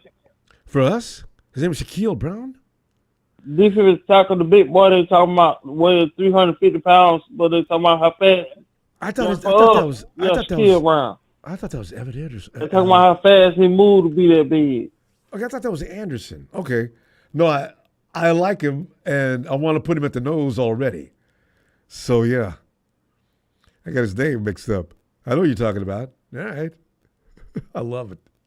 We haven't had a big guy like that since the guy we lost over to Gross-Matos. He's going to be tough. I've already got plans. We already know how good he's going to be. He's going to be that guy who's going to run. What his name is? Anthony, we're going to run Elliott. Jones. Yeah, that's good. Anthony, we got a strange connection. Let me see you Wednesday, and all right. All right, fam. See you Wednesday. All right, Rambo. Night, Anthony. All right, and roll. Hey, Beryl. All right, Ronbo. right, Ronbo, Yeah. Ronbo, what's up? Bill, I mean, I'm just sitting here All right, good night, Ronbo. Okay. Night, Anthony. Yeah, Bill, I was just sitting there tripping on the fact that defensive line is looking better than I anticipated. I didn't know how long it was going to take to get it together. And also the BA situation, it seems to be coming to a climax. It's getting worrisome. Now, Big Show has got me sold out. There is no longer a possibility of him staying on this team unless he plays on the fifth-year option. The 49ers are not going to move him. Leave it alone. You know what it is, Ronbo? It's the greed of the world now, man. Yeah, I know. And listen, the players don't care about the fans no more, man. Or the team. It's just about me. Go ahead. You know what? I love talking to you, man, because we be on the same page, man. Look at people starving in this world, and the millions they got, that's not enough money, man. Yeah. It's got to be 30 mil or nothing. Yeah, and I don't mean to bring basketball up, man. I'm a Laker fan. Yeah. It's just a shame how they let LeBron do the Lakers. LeBron is... Go ahead. No, LeBron is actually LeBron is actually running that team. You got that right. Yes. There's You got that right, man. doubt about it. If you know anything, hey, listen, man, I don't get none out of this. When this team loses, man, it hurts me, man. Same here. It hurts when they lose. Yeah. And I'm a diehard fan, man. You and me both. Hey, I got some good news, man. Give it up. They're gonna be letting my running back play this year, Mason. It looks like it. He's shown them that he's serious. He's working hard out there. He's being impressive every day. If they don't play him, it would be a shame. Yeah, because Elijah and guess Mitchell's what? not gonna make it. I was mad at Shanahan, but he said yesterday he didn't want to listen to the running back coach. You say you didn't want to listen to him? Yeah, what's that running back coach name? Bobby Turner. Yeah, he didn't want to listen to him. As far as what? I'm talking about when he was asking him questions like in the locker room about the plays and stuff like that. I should have watched Shanahan's interview. I didn't know about this. Him and Bobby No, go he back. was talking about, hey, when you get a chance, check Mason out. I have. I saw his interview, and I said, Mason's been seriously getting ready for this year. I love the dedication. That's my man. He's doing a good job. They talking about he don't understand about the blocking, but if a man getting 5 or 6 yards to run, let him be on the field, man. You know, if you're not moving, I find it hard to believe Mason can't comprehend his job on certain plays that he's supposed to protect the quarterback. And he's not a fullback. That's juice. I don't know what they're talking about when they say that. Right. Yeah, how long does it take to learn that? You don't have to be brilliant to learn how to protect the quarterback as a running back. That's very strange. It is stupid to be in your pride. To leave a man on the bench can help you win, man. And I'm not going to talk much longer. I love this team. Ain't nobody going to tell me that the offensive line is so bad and they almost got 5,000 yards to do for passing. You got to have some kind of protection for that, man. I agree. And that's why you can't get too loud about that. But I do need Trent Williams. Because remember, Trent Williams was out there for the most part. He missed, 1 or 2 games last year? So you still need him. Yeah. I'm on your – I don't mean to cut you off again. You right about that. I'd rather see them keep him. Let Aiyuk – if he don't want to be there, man, let the dude go. Yeah. If I have to make a choice between the two, I got to say B.A., man. But you know what? We love you here, man. But I can't – Trent's got to stay. What do you think about that wide receiver from Cleveland? His last name is Cooper. Do you think he's really washed up if they made a trade like that? You know, I tell you, Bro, I don't like Amari's attitude the last 3 years. Amari looks like he didn't give a damn about leaving Dallas. Okay. And Uh-huh. I'm not sure. I've not heard his name that much in Cleveland. So if he's going to Right. keep up being invisible, we don't need him in No, San we don't. Francisco. We don't. Yeah. We don't. I got We a don't. couple other guys that are better than Amari. Amari's got great talent, though. Yes, he do. But what good is talent and your head is not screwed on right? See, there it is, right? It doesn't mean nothing, man. Yeah, you got to be a beast. You got to go out there and apply yourself. If you're not going to go out there and be Amari Cooper, who are you? Then you could be any number of people, but you ain't doing that so good. I get Kendrick Bourne before I get Amari Cooper because Kendrick still got a zest for the play. Yeah. You know what? I think if we could even get him back, I think we just. I'm not giving up on this team. Is not in a rebuilding, man. I know, this Show. team is still good. I told you, Show. That was wrong words. Big Show. Yeah. I got a little carried away with that one. We're rebuilding, maybe starting next year after next. I know you don't have all night to talk to me, but before I always hang up, man, I love you, and may God continue to bless your family, man. Thanks, bro. And I want to send you the same exact thing. Thanks, man. I get a chance Wednesday, and guess what? You are a real good analyst, man. That's why I watch your show. Thanks, bro. Really appreciate that. All right. All right. God, hey, man, tell your family to grow upon and say, in the name of Jesus, bless them, man, okay? Bless your family, bro. That's precious. Thanks, fam. It's all about Jesus Christ anyway, man. Everything's going to be all right. I believe all that. right, man.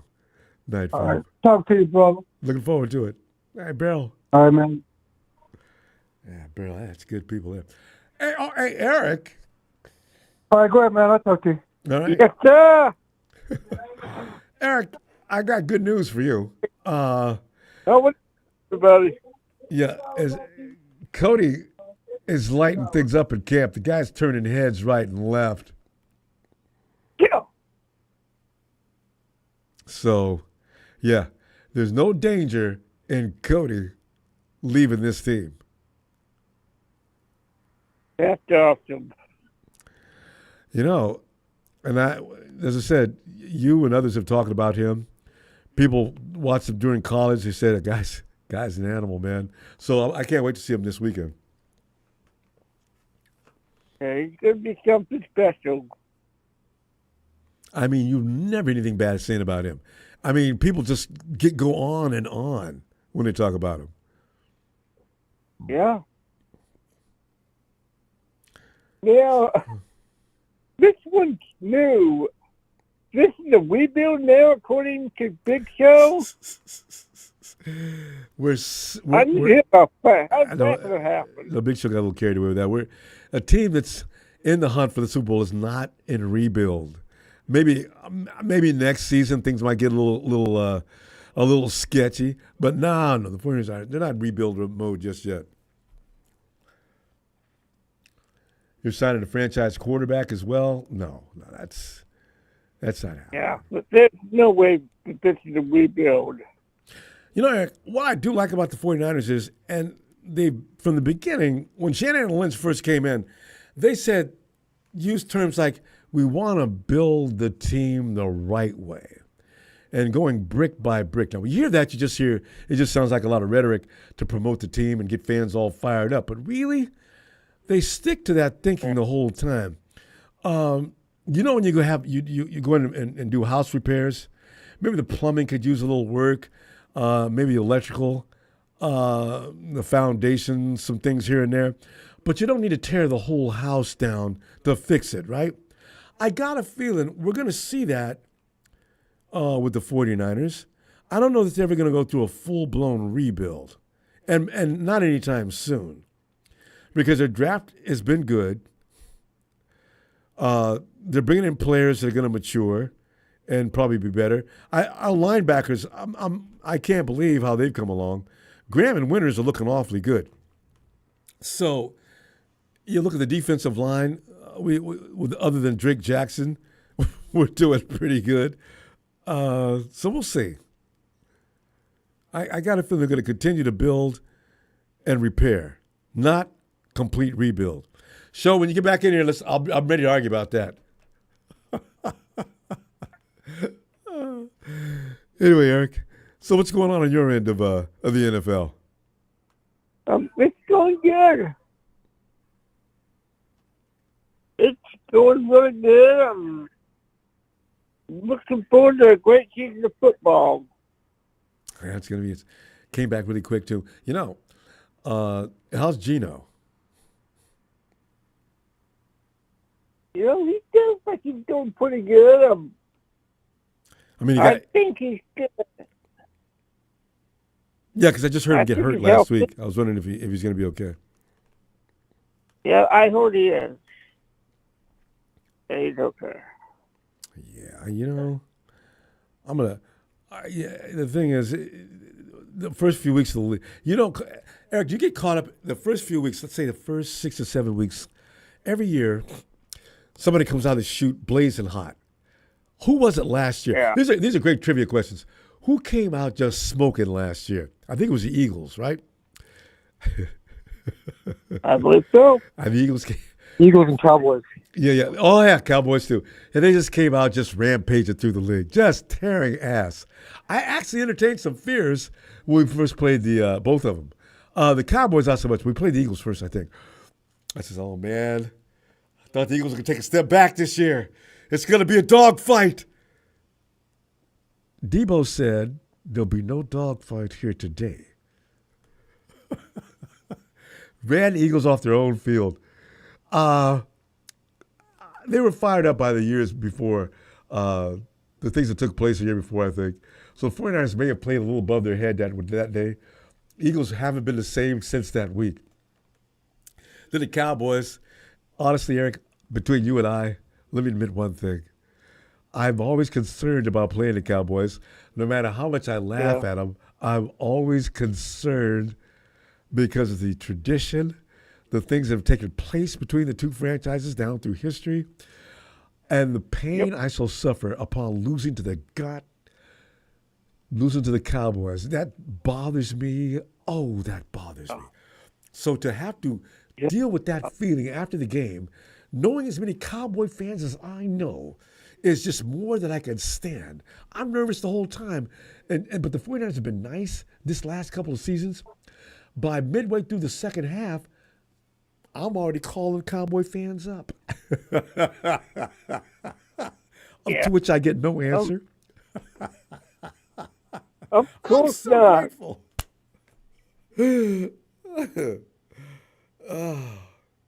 Oh, man, yeah, it's going to be a fun season. And I still remember now, who was it for you guys that was involved in that Philadelphia fight? Wait, you're saying something about a Philadelphia fight? What? Who got blown out last year when there was that fight on the sideline? I know the security guard got ejected, but who got blown out for 10 points? That was the year before last. Yeah, the big, what? Steven, what was that name? Did you talk about that big guy that was banned from being on the field anymore? Big Dom. Yeah, Big Dom. Big Dom. And, of course, his name was Big Dom. I think he reached out while the players were having a little scuffle on the field and put his hands on Drake Jackson. Dre Greenlaw. And, of course, that was met by all kind of problems because he's not even a football player. What is he doing on the field to begin with? And to be putting his hands on the opposing team's players, Big Dom hasn't been on the sideline anymore since then. Sirianni. Yeah, I think. Sirianni, Yeah, I mean, after that. He's not. Anyway, go ahead. Yeah.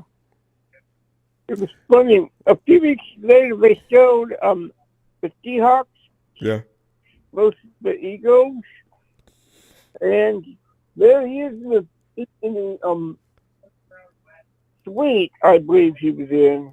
Wait, did you say something in the suites? Oh, I love it. So Big Dom's not even allowed on the field. I'd forgotten all about him until you brought him up. That's hilarious. Yeah, he's up there this week.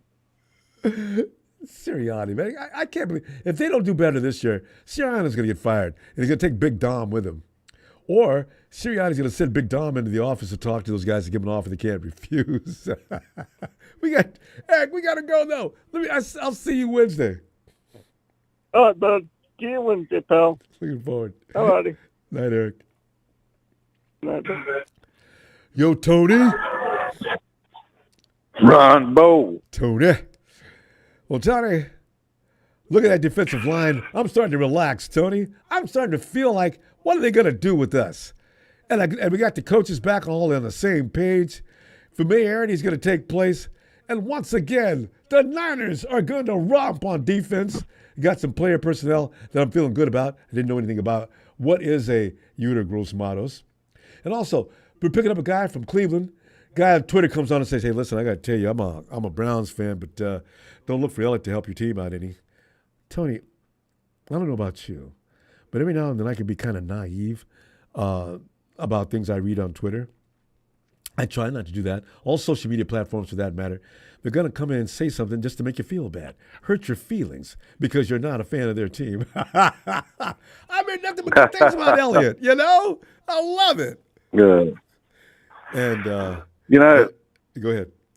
Yeah, go ahead, Ronbo. Sorry. And as I don't know, I think you've been on the same page almost as Big Show as far as Brandon Aiyuk's done. I don't see it, but go ahead.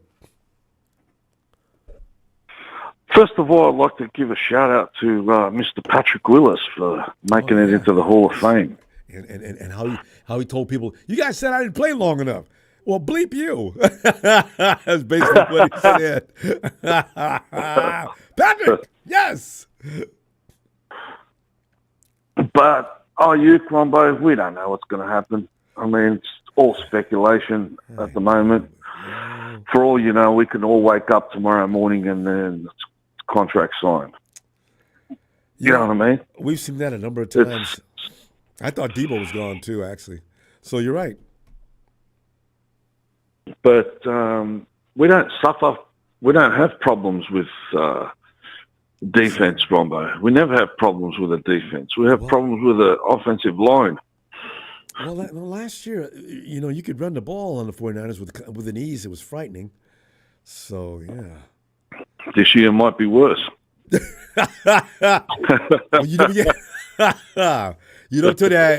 I hadn't looked at that side of the coin. I didn't want to. But you could be, well, right? You might have to, brother. Well, yeah, but it is possible. The Jets apparently have got a good defensive line. It's ranked as the best. Okay, so now, if the Jets' defensive line is ranked as the best, the other day, I forgot to say it on the show, what worried me was what I heard, and that was A-Rod threw 6 consecutive touchdowns against them in practice. I've got to start checking out that kind of news as well. And that's if A-Rod's doing that, he must be on fire. And I'm thinking to myself, that game coming up is starting to scare me a little bit more than it did previously. Let me ease your mind on that. Number one, Robert Saleh doesn't even want him out there for preseason. He doesn't. Can you imagine what he's told every guy on that defense? Listen, guys, what I want you to do is put a little pressure on Aaron. But if anybody touches him, you're going to have to deal with me after that. I'm telling you right now, that's not going to be pleasant. I guarantee you they are not allowed to get close to Aaron Rodgers. The secondary is another story, though. If he's throwing bombs and they're getting ate up, I don't know what's going on with that. Yeah, but Ron, by that, on that note, Robert Saleh isn't a stupid man. He's a very smart man. So that could be a tactical thing. He doesn't want him out there. I don't think they like each other, actually, Tony. Preseason. I heard an interview the other day. Robert Saleh had already said what I just told you about. He wasn't supposed to be. He's not going to play during preseason. And then Aaron on the same. No, I do get out. I don't know anything about this, but yeah. Well, Robert says that's the case. I guess that's the case. Aaron, you guys don't even talk because you know what happened when Aaron took his Middle East vacation. He's just playing. He's just playing. Aaron always dumb. has to stir the pot, doesn't he? Aaron, what are you talking He's about? just playing. Oh, dumb. God. Probably. Come on, that one's a read between the lines. That one. Yeah. You know, my biggest look, as far as what Big Show was saying, you know, about the rebuild and all the players that are coming off contract, I think he's got a point, Ronbo, because I think the most difficult thing this year for the team is there's a plethora of players that we don't want to let go. And, you know, I think that the tactic is going to be we know that we're going to lose people next year, right? Yep. So out of all these players that we've got, the ones that are good, the plan has to be, and it's a difficult one, how do we stash these players to replace the ones that are leaving next year, possibly leaving next year? Where do we put them? We put them on injured reserve. We put them on, you know, like injured for the rest of the year. So they're going to have to juggle that sort of thing around too. You know what I mean? Because always do. There's players there they're not going to want to get rid of because they know they're probably going to get into stride, you know, in their second or third year, and they're going to want to keep them. And we're only going to get a certain amount of draft picks. So it's going to be an interesting year next year. And next year, the Super Bowl's at Levi's.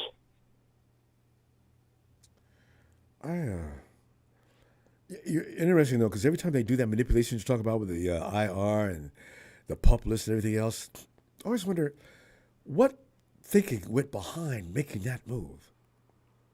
And why did they do it? And for probably the reasons you just stated. Yeah, sometimes it just has to be a tactical move. It's got nothing to do with the player. They just say to the player, look, we need you. Yeah. We don't want to cut you. So we're going to put you on the And the only way we can keep you is put you on the IR for 12 months. Drake Jackson, destined for that 3 weeks from now. Luda Jr. Can't stay healthy. He's probably on that list too soon. But yeah, that still doesn't help. There's a couple. Well, but what about some of the, you know, the younger guys, the rookies and things like that? Yeah, we're going to see a lot of that this year. I agree with you there, Tony. There's going to be a lot of youngsters playing this year. They can't wait to get Bernardo Green on the field. I can feel that right now. Also, the hard-hitting kid, the safety, he's going to have to play this year. They're going to get some people in there to get some experience. Look, you know what, Ronbo? You've still got Trent Taylor, who's Mr. Carl Shanahan's favourite, and the running back, Elijah Mitchell. Yeah, who can't stay healthy. Yeah, he's out. And I bet you they're going to make the team. And somebody, you know, that should be out there isn't out there. That's the thing that shits me the most about Kyle, with his favourite little boys. Well, you know what? And I think Kyle, I think Kyle performs at his ultimate best when he's forced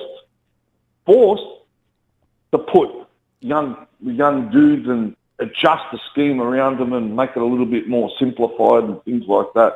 Yeah. But he's forced to use these guys like Mason and JP Mason and co. And he's got to take that serious this year. You cannot run CMC like you have for the last 2 years. Tony, we're going to absolutely not. I know, and that if Mason's looking good, Kyle, Jesus Christ, give him some burn. Tony, we're going to have to go though. Tony, I'll see you Wednesday, Thursday, Tony time. All right. No problems, brother. Shout out to Evan Ellis, Big Show, Papa D, 49er Brian, the rest of the crew. There you go. And catch you in the next chapter. Right. Cheers, Tony. Cheers, mate. Yeah, 49er Brian loves coming in and working them trolls, man. And I tell you, you guys got to know you make Brian's day when you come in here. Big Show says, if we trade Aiyuk, and one of our key weapons, offensive weapons, God forbid, goes down, it's a wrap, man. Why is that hard to accept? Well, my problem is I don't know how it's going to affect the offense from last year. Brock used, no matter what we say, BA made some hell of a plays on numerous occasions. He is that good. Now, he wants to go to the team where he can be the number one guy, and he's probably going to work out well. I just like having that kind of diversity on offense because now you've got everything. You've got a pulverizing receiver in Deebo. I got a guy who runs routes as good as anybody in the NFL in Aiyuk. I got George Kittle, who's a little bit of both Deebo and Aiyuk, you know? So I want that machine to stay intact. I realize, of course, that we're probably not going to have that, but I just wish we did, just so we could do that. And to set the table for all those guys, I got one of the greatest running backs ever. So if I could just keep that, I really wish we could. Casey. Ronbo. Casey. What'd you say? Casey, man, I'm worried about BA. As much as I'm saying I gave up on him, I don't want him to leave, but it's starting to look that way. But I do feel good about our defensive line, Case. Defensive line is looking hot, man. Yeah, it is. You know, I don't really agree to the rebuild. Nobody does. Idea. I don't think that they're in a rebuild. I think they have a great Casey, at all positions right now. Casey, are you in a windy situation? You're getting a lot of. I am in a very windy situation. Oh yeah, it's blowing. It's blowing into your mic. Yeah. Okay, you want to come back to me in a call or two? Okay, you can do another position. Okay. Thanks, Ronbo. No problem. And let's go to 49er Brian. Good evening to you, Mr. Wonderful, Mr. Ronbo. How are you, sir? Brian, fabulous, man. I've come to grips with the fact that we'll have to learn to live without Brandon Aiyuk. And also, you know what? At this point, I'm like, nah, nah, nah, nah, nah, nah, nah, nah. I don't care anymore. Brian, we might care later, though, because there's going to be those times, unless Ricky Pearsall can fill that void. You know what, Ronbo? I say don't trade him. Make him sit and watch. See, that's what I say. I want. You know what? If we don't trade him, he starts to lose money. I don't believe he'd go the whole season, Brian. If the 49ers don't trade him, and after week 6, 7, or 8, somewhere in there, he gets no money for the whole year, I do not believe he's going to sit out the whole season. Boo-hoo. The little millionaire doesn't get half his money. I feel really bad for him that he can't afford to go buy a brand new Ferrari. Let me play my little violin for him and Big Show. I don't care anymore. You know, It's just getting ridiculous. Brandon, you already make $14 million a year. You're already rich. I don't want to hear any more crap about you or your whining or any of that, because you go ahead and go to a sucky team like the Patriots. I guarantee you're going to want to leave a year or so after you get traded to them. So buck up and sign for what the Niners can pay you right now. And then later down the road, when you prove yourself that you're a number one receiver, then we can give you more like in another year or two. Brian. But as far as right now, hey, take what you know what my mama used to tell me, Ronbo? What?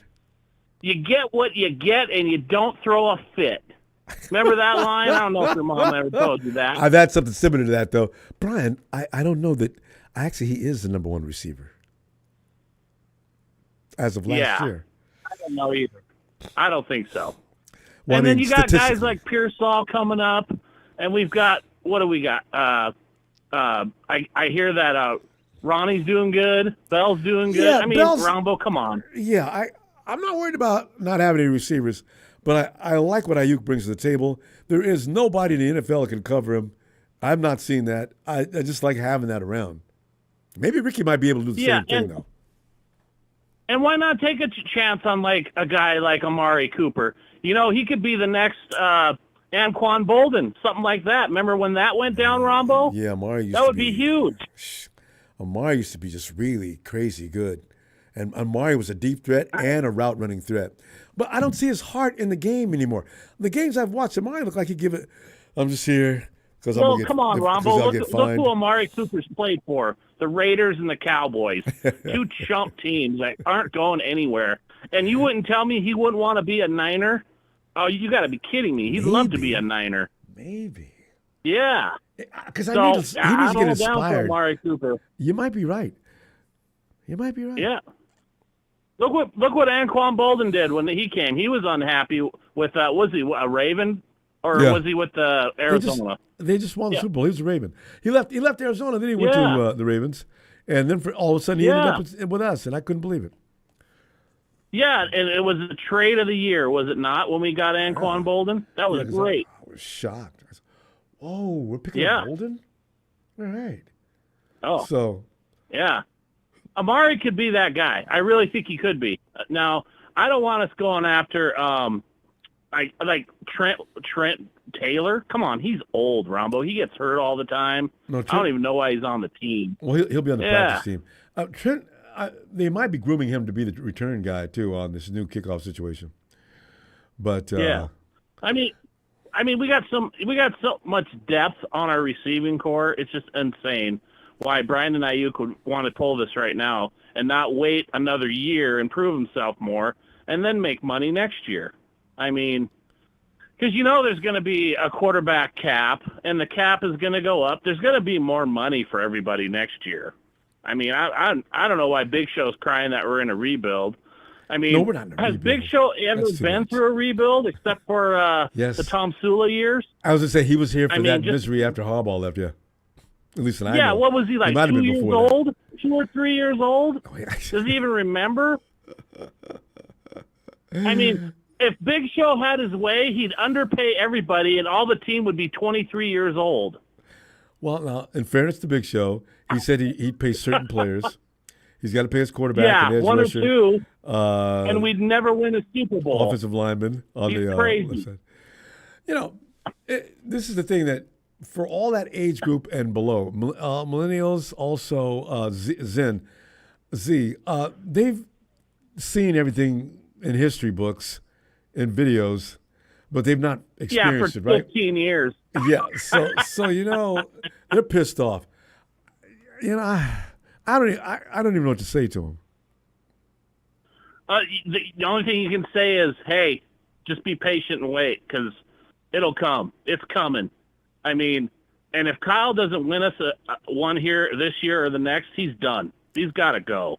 And then you can call it a rebuild. You call it a rebuild when your coach is fired and all the players are leaving. And that hasn't happened yet. So, I don't know. What do you call a rebuild, Ronbo? Honestly. You're starting from scratch like the Patriots are doing. You get rid of all your blue chip, high cash volume players. You're looking for that first, second, and third round draft pick. You're signing on a bunch of guys that are just placeholders. They're not good, but then you got to fill out your roster with guys that really haven't. Nobody else wants them, and you're losing games like 35-12 and things like the Patriots were doing last year. As a fan, that is difficult to watch. Oh, yeah, and they don't know, and they haven't seen that for years. So I don't know. It's just weird. All this rebuild talk is just delusional to me. Yeah, not yet. I've been through it 2 or 3 times with these Niners, and Big Show's seen it once. Come on, give me a break. And then, hey, Ronbo, have you seen Deadpool yet? I don't want to ruin it for you. No. I plan on seeing it this weekend. Do not ruin it for me. Yeah. Oh, well, you got an analogy to make dude. up. You can make it. You can make it next weekend or next week. Okay. You're gonna go see it. You're gonna just laugh. You know where I'm going. Yeah. Ryan, oh my God, dude always kills me. I mean, no matter what he's doing, I usually laugh before he even says anything. In every movie he's in. Ryan Reynolds is a comedic genius. He is, man. And there's a reason why he's a billionaire. I almost put him up there with Jim Carrey. I'm pretty sure after you see this movie, you're going to go, yep, he's a 49er fan. All I'll just right. leave it at that. All right, that good. Brian, we're gonna go. Hey, Go yeah. ahead. Hey, shout out to the great Tony Wright, Ray Jr., Charisse, William, and Zerper, Paulo Cruz, Marketing Schmo, all you clown Rams fans, just get out of our chat and go have a real life. And shut up, like Ronbo said. Hey, Ronbo, have a good night. Love my 49er family. Shout out production, Ellis. Love all you guys. And you too, Tony Down Under. Appreciate the shout out. Have a good night, everybody. You too, Brian. Looking forward to hearing from you Wednesday. Bye-bye. All right, all right, chat. bud. Bye. Here he comes, chat. Here he comes. All right. Stan the man. Hey, what's up, Ronbo? How's it going? That's going all right. You know, I feel a certain amount of discomfort with the fact that I do really agree that we're probably going to lose BA, or we're going to have a disgruntled BA for the first 6 weeks or so, and then he's going to play the final few weeks on a swan song as he's leaving us, because the 49ers aren't going to franchise tag BA. They just wouldn't do that. When's the last time we ever franchised anybody? Can you remember anything like that? I don't think it's been. I don't even know if we ever franchised anybody ever. I don't think so. As long as I remember. I don't think it's ever happened, but they just don't do it. But yeah, this contract situation is a mess, you know, and my solution is to try to keep Brandon Aiyuk if possible, and just pay him for 1 year, get him on a 1 year rental, 1 year, $28 million. That doubles his salary, and then next year. He's probably going to have to go test the market. Yeah. But I like the receiving crew that we currently have. They did very well in the draft with Jacob Cowling and Ricky Pearsall. Mm-hmm. And from what the insiders are saying, Tariq Owens is having a great training camp. Now, see, I've heard that too. And is that hilarious or what? Yeah. That I did not expect. And also, speaking of people that didn't expect it, Ricky Bell, and I always knew Ricky Bell was not a bad receiver. It's just that Ricky would always drop the ball at exactly the wrong time. But that boy always had hops. Yeah. He ran great ability to run route. So, you know, we're not hurting at the wide receiver, but I like Aiyuk. We're not hurting. Yeah. Oh, Aiyuk is nice, man. I was actually watching the playoffs against the Packers and the Lions. And he made some hell of a catches those games. He's good. There's some catches that he made that actually got us in good position to score touchdowns and win the game. Yeah, that ball bounced off that Detroit Lions head. You'll never see that. Right? Again, yeah. Ever. No. Yeah. That was great. That was great. But you know, I definitely would love to have Aiyuk for at least one more year. I would love to have him if we can push all of our chips to the table, and let's see what we can do. Let's see if we can go ahead and get to number 6. You know, I know. Yes, I know the caller before me was talking about the quarterback salary cap going up, and you know everybody would have more money. More money would be able to go around next year, but how many times has the cap gone up?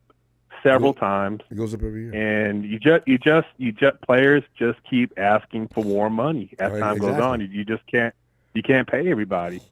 You know, somebody's going to have to walk. So, you know, I think we're in a really good position to win the Super Bowl this year. Our defense is going to be on point this year. I can't wait. I cannot wait. And Malik Mustafa, that's going to be my 49ers Rookie of the Year. That boy is bad. Yeah, Malik is making noise out there. Got people talking about him all the time. So I agree. We got youngsters we drafted, you know, second and third year men. Their time has come. So Stan, we're going to see a lot of that. Ricky Pearsall filled out the blocks that they were trying to fill out, because you could see what the 49ers were strategically picking up players. You know, you got Talanoa Funga. He got hurt. They got Mustafa. We know we're going to have a problem with Brandon Aiyuk's salary, so we're going to go ahead and draft Ricky Pearsall, first-round pick. I passed out. Yeah. We got Ricky Pearsall. Who is that? We need an offensive lineman, Kyle. What are you going to do for a tackle next year? And what does our tackle do this year? Stan, we got the greatest defensive tackle in the game sitting out because he wants more guaranteed money. So how do the 49ers handle this? Well, I mean, we're gonna have to pay him because of he's one of the best. Brock Purdy needs his blind side protected. He does. And they'll pick on him all day. And that's key to our offensive line. And we've already seen how the offensive line operates without Trent Williams in there. We're below mediocre, and we need him on our line. So we're not gonna if it comes down to Trent and BA is going to have to go. I'm sorry. That's. If we took a vote, I'm pretty sure Trent would win. I mean, BA get his votes, but definitely. Trent would win. Yeah, definitely. But on the flip side, if we get to the point that we have to trade Aiyuk, trade him to a team, going nowhere. Get a number 1 draft pick. And there you go. I like New England. That ain't really going nowhere. Yeah. New England, the Colts, something like that, And most likely those teams are probably going to win 5. Most likely those teams are probably going to win 5 or 6 games, which puts the Niners. That will put them in the top 10 in the draft order. So the Niners would have 2 first-round draft picks in 2025. There's your offensive lineman right there. Pick 2 offensive linemen next year. I can do whatever I want with that second pick in the first round, but that first pick, if there's a decent offensive lineman, a tackle that can play that left side, there you go. I'm done. There you go. And he's got a rookie salary. There you go. Wirfs ain't got any brothers. Get him cheap. Yeah. Who was that? Tristan Wirfs. He ain't got no brother, do he? I don't think so. I always worry about that when they pick offensive linemen up because it takes some time. Offensive linemen take a little bit of time of seasoning in order to get really good in NFL because of the players years ago negotiating for the times that they have off right now. They don't get to work enough in the off season to be able to come out and contribute from day one. And a lot of those guys are good. Every now and then you get a guy like Quentin Nelson and Wirfs. There's a few here and there that come right in the league and plug and play, but not often. Yeah, it doesn't happen too often. There's definitely a transition. They have to adjust to the NFL and the speed of the game. But if you're picking up offensive linemen in the top 10, they should be. They should be ready to go. They should be ready to go. So, if it comes to the point where you have to trade Aiyuk, get a first round, that team's probably going to win, 5 or 6 games, put you in the top 10, go get your offensive lineman. I imagine, though, the Patriots are probably willing to make that deal, but not for a first-round pick, I'm guessing. But you know what? And high in the second round, I might be okay with that, too. No. Yeah, but, however, Aiyuk was drafted in the first round. Yeah. Okay, and he's playing at an all-pro level currently. We have to get at least a first round for him. You got to get a first. You're absolutely right. We can't take anything less. And if it doesn't work out, then he's just going to have to sit and watch, and he won't get a game check, and he'll get fined, and it won't look good for him. And he won't. So he's going to have to. He won't be able to stand it. He'll come out. Aiyuk would last 3 weeks like that, at max. Because he'd have to, or else he'd lose face. But he's got to at least wait 3 weeks. Let me ask you this question. Let me ask you this question. Do you feel the 49ers can win the Super Bowl without Brandon Aiyuk? Oh man. Because if the answer is no, we need to try to sign him. I know, I agree with that. I don't know what Ricky Pearsall is going to look like. He's still a rookie, but I want to know Ricky Pearsall's got skills. He does have something comparable to what Aiyuk does. I don't know if he can put it on the field as well, though, because Pearsall can run the hell out of routes. Ricky Pearsall reminds me of like a Danny Amendola type of, one of those type of guys. Good hands, good route runner, but and always open. Right. He's one of those type of players that if Brock Purdy gets in trouble, whatever, he can toss it real quick. He'll make the catch, get some yards here and there. But you know what? He's already got CMC for that. Whenever Brock gets in trouble, all he's got to do is find CMC.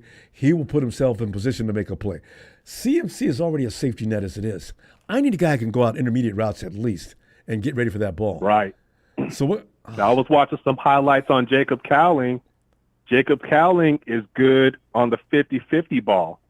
He's able to jump, and most of the times he goes up and grabs it from the defender if it's a 50-50 ball. God, so I'm really interested to see what he can bring to the table. He's a little guy too. Stan, we got to go. Let me see All right. you Wednesday. All right, looking for you. All right. Take care, man. You too, Stan. Night, fam. All right. Is this new? Big Show says, Brian, I don't know why Brian always has to cry with what opinions I cast on here, but I remember the Mike Singletary Nolan days. I've seen multiple rebuilds. Okay, Brian. Show thanks for that contribution. You can't accuse Show of that. He's seen misery and pain and suffering. You know, Big Show's not as young as Jalen, so there you go. He's seen pain and suffering. And Jimmy Tomsula, though, that was I never felt. I just felt weak and helpless. There was no point in expecting to win. Brian, Big Show, you're always crying about nothing, and we all know you disappear. No. Show, well, Brian, I can defend him on that. Show doesn't jump in here a lot during the season. Show's an off-season guy, but he's watching. Hey, Casey, are you ready, Case? Ronbo, what's shaking, man? Casey, I am, man. You know, the more I think about Brandon Aiyuk, the more it concerns me. But we're going to have to start entertaining that kind of feeling. Casey, it is now 50-50 in my mind that Brandon Aiyuk is definitely jettisoned to another team because they're not going to continue this argument into the season. It's too distracting. We don't have time for this.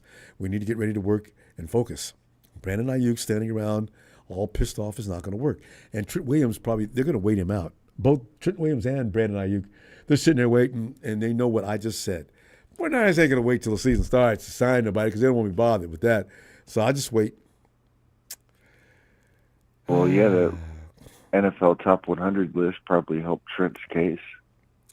Oh, Trent doesn't need any help with this case. Just pay him. He wants guaranteed money. That's not like Brandon asking for $25 to $30 million. I thought Trent just got a contract. Ronbo, I can't keep up with this stuff. I know, right? Trent just wants guaranteed money on his contract. He doesn't have any left. I wish those guys would stop signing those kind of contracts and get it spread out over a long period. If you don't want your money up front, then don't ask for an all-guaranteed contract. I mean, I think the Niners are going to be fine this year. I don't see them losing a game this year, Ronbo. In fact, I haven't been concerned about the 49ers winning a game since Dennis Erickson was the head coach. Even with Tom Sula, I feel like the Niners have a chance. You know what I mean? So. During the games, though, after the game started, I always had a feeling we got a chance. Call it delusional. Call it the over-the-counter medications, Ronbo. I don't know. We were both doing the same thing at the same time. I remember fighting with people as they came in. Niners, man, you guys going to lose another game. What are you now, 0-3? I say, we've had trolls, goes all the way back to Red and Gold Radio, right? People call in and say all kind of nasty things about the 49ers. And when we got here in the chat and YouTube, it's been just brutal. But see, now that we've been to a few Super Bowls and beat up on some of the teams that we're used to talking trash all the time, I knew payback would be a biatch. I knew it was coming. I just didn't know when. I mean, the fact of the matter is, Ronbo, they've been really good for a long time. Yeah. In the last 12 years, they've been to 3 Super Bowls. How many teams can say that? They've had good. Except they've for the had a Kansas good City Chiefs. Organization. 12 years. The 49ers organization has had great football to watch for a long time. Yeah, we're not tuning in to the Jacksonville Jaguars, Ronbo. We're not. You know what I mean? This is the world champion San Francisco 49ers. In case, were you concerned about the organization? I thought Jed York was dragging the organization down when suddenly he shocked me and did what he did. When he went out and got Kyle Shanahan, I thought that was a move in the right direction. But little did I know there was going to be the kind of move that would have the kind of magnitude on this organization that it did. Now, I know people think Kyle needs to be gone, he's trash and this and that. But for the most part, we're right in the mix. We're just coming up short. I know I don't appreciate it any more than anybody else. But if you're in the mix, there's always a chance you're not going to come up short. I got to appreciate that.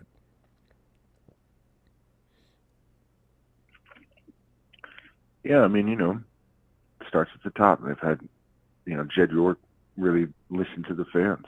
When I remember, like 6-10 years ago, I used to hate Jed York, Ronbo. You and me both. I wanted to sell the team just like you and everybody else. Jed, sell the damn team. You're not an owner. Your uncle knew what he was doing, but what are you? You're an idiot. Yeah, and I think Jed really, played his position, played his role very well. So yeah, he probably got some advice from his uncle.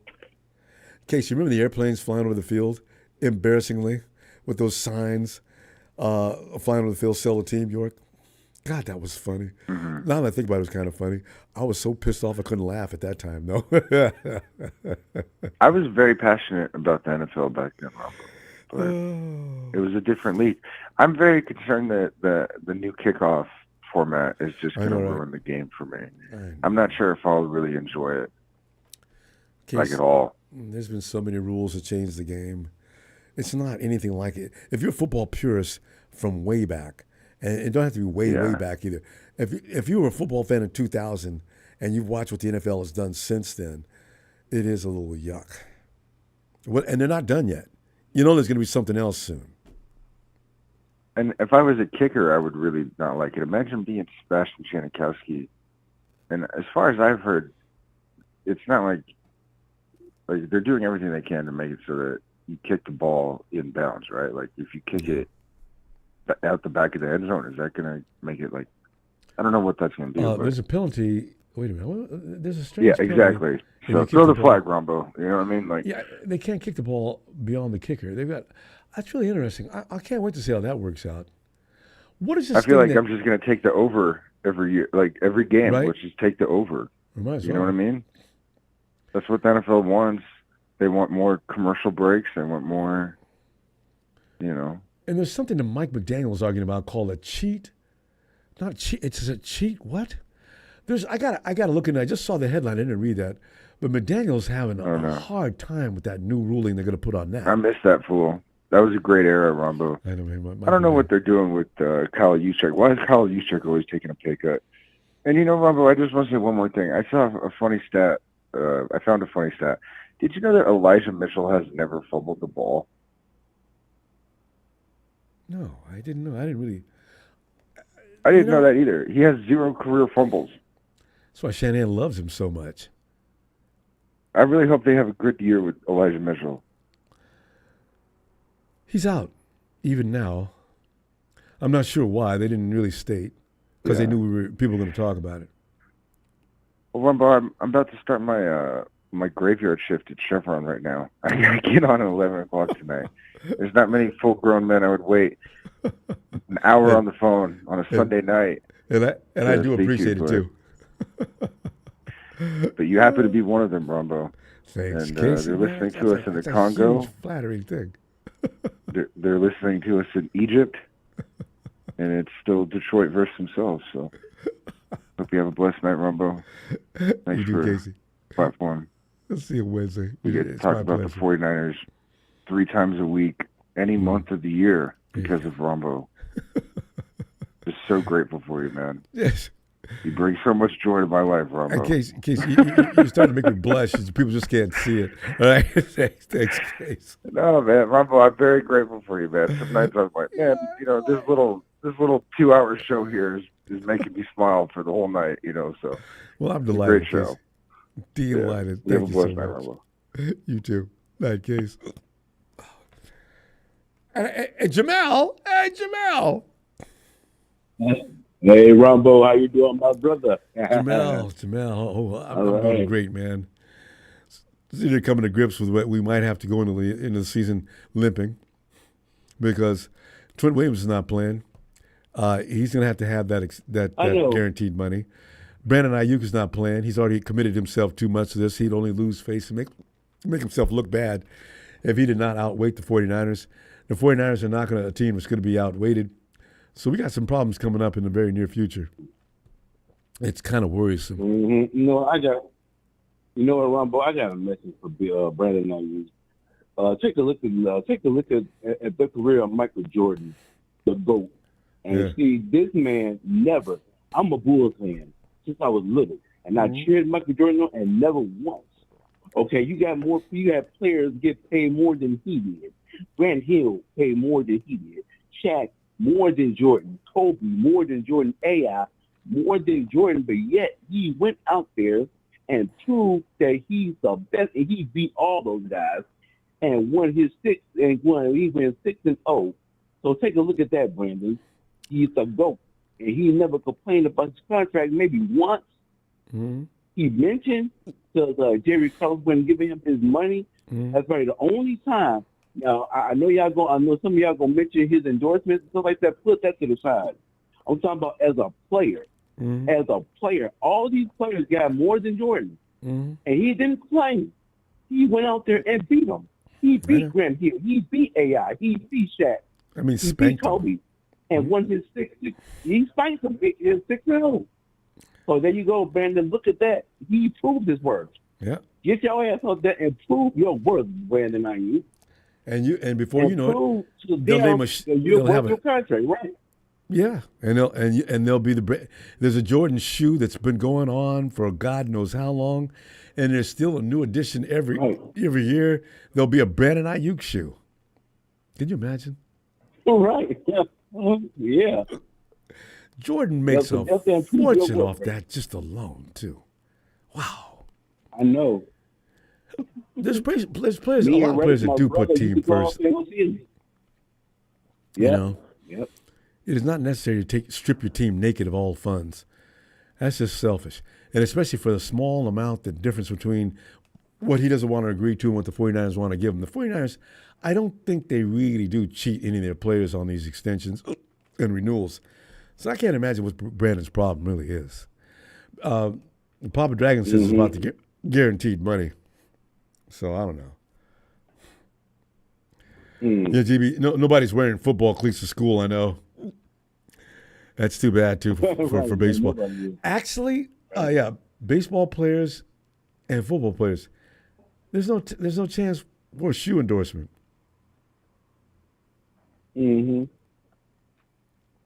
So now you have to be right, because in baseball they got spikes in baseball. I know playing. Yep. But I didn't see nobody wearing Derek Jeter shoes. But you could, there's equipment though. If I got gloves or a baseball glove or something like that, what could a football player? Oh, jersey sales. Well, I don't know what the percentage is on that. Right. Though. There's always going to be marketing products that the player can make money on, though. All right. And I haven't had a drink yet. Good. But yeah, there's always ways you guys can make money outside, and also commercial endorsements and things like that. You're always busy, so I don't know what the problem is. I don't know what his problem is. Oh, and also, did I hear that number 52 is inducted in the Hall of Fame? Yeah, Willis, and he's telling everybody how he feels about them thinking he wasn't going to get it because he hadn't played long enough. Excuse me? Well, he in there. Our Ray Lewis is in the Hall of Fame, number 52. So, him and Ray Lewis have the same number. Can't keep, Patrick, I like that. Yeah. Yes, sir. Ray Lewis has got 52, exactly. Yep. And both of them have 52. I remember in the Super Bowl. I said both of them, and Ray Lewis gave him his props. Gave him props of how good he played. Yeah, man, he was. Whoever had the ball, Patrick Lewis was right there to make an impact. He was always in the play. Every time I watched him and LeBron Bowman was together, was right there. Every time I see a pile, I see number 52 and 56. Look at these two. I love them. One of them had an uncanny ability to know where the ball's going, and the other one had an uncanny ability of finishing it off. Willis in coverage. Every time. Man, you go sprint down the field, think you going to leave Willis? No, that ain't going to happen. Right. I loved it.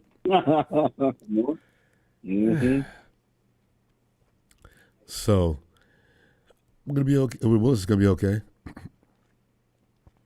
Yeah. Jamel, what else you want to add, Jamel? Because that defensive line looks good, Jamel. It looks like it might be promising. Yeah, man, you mentioned that. I'm excited, Ronbo, about this team And then when you mentioned the defense, you mentioned all what's the boy named Mustafa? He's making some noise. All the our DBs and safeties, our line as a whole, our front seven. I'm excited about. So I'm ready. I'm ready for the season to start. Can't wait to see. I got Even this weekend's workout. football. But week 1 against the Jets, that's gonna be a game. We need to be worried though. It is. The Jets defense is tough. I mean, they got Sauce out there. They are in the backfield. Yeah. They got a good front line defensive attack. They got running the ball, Brees Hall. Oh my God, that's gonna be a game. And then they got Aaron Rodgers, Mr. First Ballot Hall of Famer at the quarterback. Oh my God, we'll be all right. They're going down. They're coming to our house. Yeah, Aaron hates traveling to the West Coast. Good. Hey, I know Aaron's gonna be like, oh, here we go again. Here we go again at their house. These guys beat me all the time. I know he's itching now. I want to beat them boys so bad. Yeah, right. Now he's got a team. He probably thinks he can beat up on us. Jesus. We'll get him. You're gonna be a surprise. We're gonna be ready. Yeah, we're gonna. Go ahead. I'm have Mustafa hit Aaron while he's back in that backfield. Hit him Mustafa style. Right. All right, fam. I know you getting better. So I'm gonna tell you what. I'm gonna see you, Jamel, Wednesday. Wednesday. All right, man. I'll try to get you here Wednesday. I hope so. I'll look for you. Okay. All right, Ronbo. Night, fam. All right. Good night. Good night. Well, here he comes. And you know what's going to happen. Marketing Pro's stand-up show. Marketing Pro, get in here. What are you going to enlighten us with this time?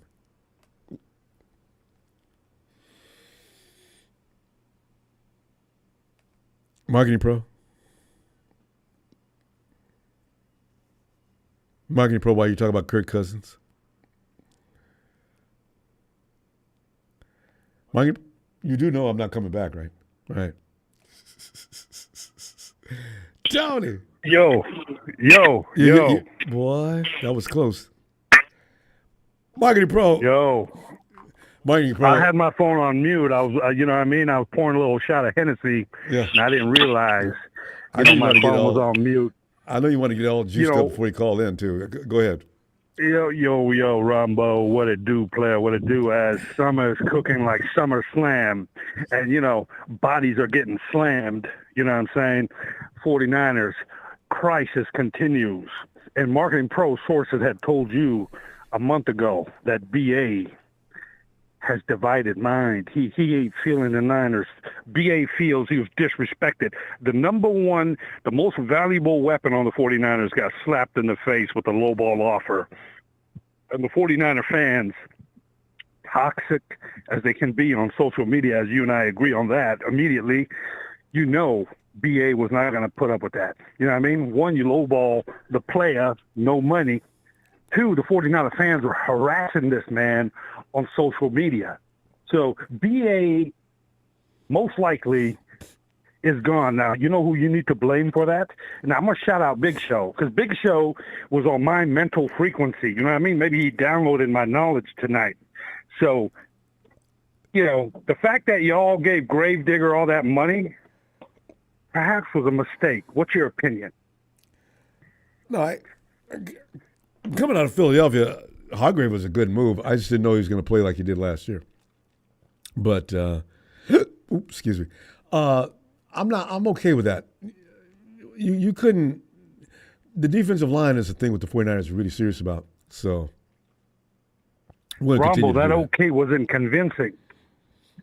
The what? I was like, I'm okay with that. What does that really mean? You're disappointed in Hargrave. You know what I mean? That cat. I said it. Last year was not a good year. He's got to do better. I think y'all paid him $30 million too much. I forgot his salary. It's $85 million over. I'm not sure what's the length of time. Y'all could have signed BA last year for much less before the Jefferson contract. I don't even know if he would have signed it. That's 2 years before No, he probably wanted to wait, knowing him. And I think, as a matter of fact, Well, I think see, the he did want to market wait. back then, Ronbo, the market was much lower, though. You know what I mean? Yeah. It wasn't Jefferson money. Even the quarterback market getting redunculous, man. They paid Jordan Love. They made him the highest quarterback in NFL history. And the man For just now. had a half a good season. Him and Trevor Lawrence. Jordan Love, to me, is better than Trevor Lawrence. And the next guy to get wait till they play Dak. That's going to be the crime of the century. Hey, you know what I noticed about Jordan Love, though, man? I think he throws the ball like Aaron Rodgers. That release is pretty. Hey, man, chill out.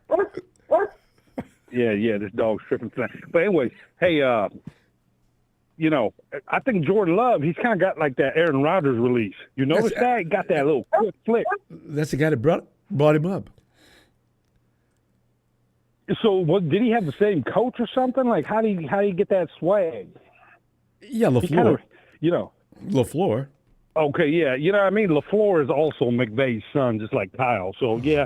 But anyway, you know, but he ain't no dime swag, though. You know, Matthew Dime Stafford, he got that throw. I mean, did you see him in camp? That no-look throw to Cooper Kupp? Oh, my God. Stafford's been doing that. The Who you got in highlight camp? gods were Wait a saluting minute. Dime Stafford. Who you got in camp this defensively worth bragging about? Gerard, haven't you heard of him? Gerard, the number one pick. Well, there He's you the go. new Aaron Donald. And by the way, sources are saying Aaron Donald's going to throw a curveball. He's coming back. He's been training. He's been showing his pictures on social media. And he's really feeling the vision of Sean, the genius, McVay, Bill Walsh reincarnated. He will be back in the middle of the season. Marketing Pro sources let you know first. Just like my sources told you, BA is very upset with the 49ers, and nobody took Marketing Pro serious in that chat room. Those knuckleheads in that chat room, I got your attention now. You know what I'm saying? You might not So, be right. It's not Ronbo, over. let me ask you a question. What do you think about the Los Angeles Rams on a serious thought? I have said on several occasions that offensively you could have some fangs. I don't know anything about your defense. I'm here's what marketing program. Matter of fact, you kids in the chat, you know what I'm saying? Take notes, because when Marketing Pro speaks, you know he knows the score from the Big Orange to the Big Apple. The Rams defense are going to be juggernauts. They're going to be top 5 in the league. 49ers will be number 1, but we'll be in the top 5. I'll tell you that right now.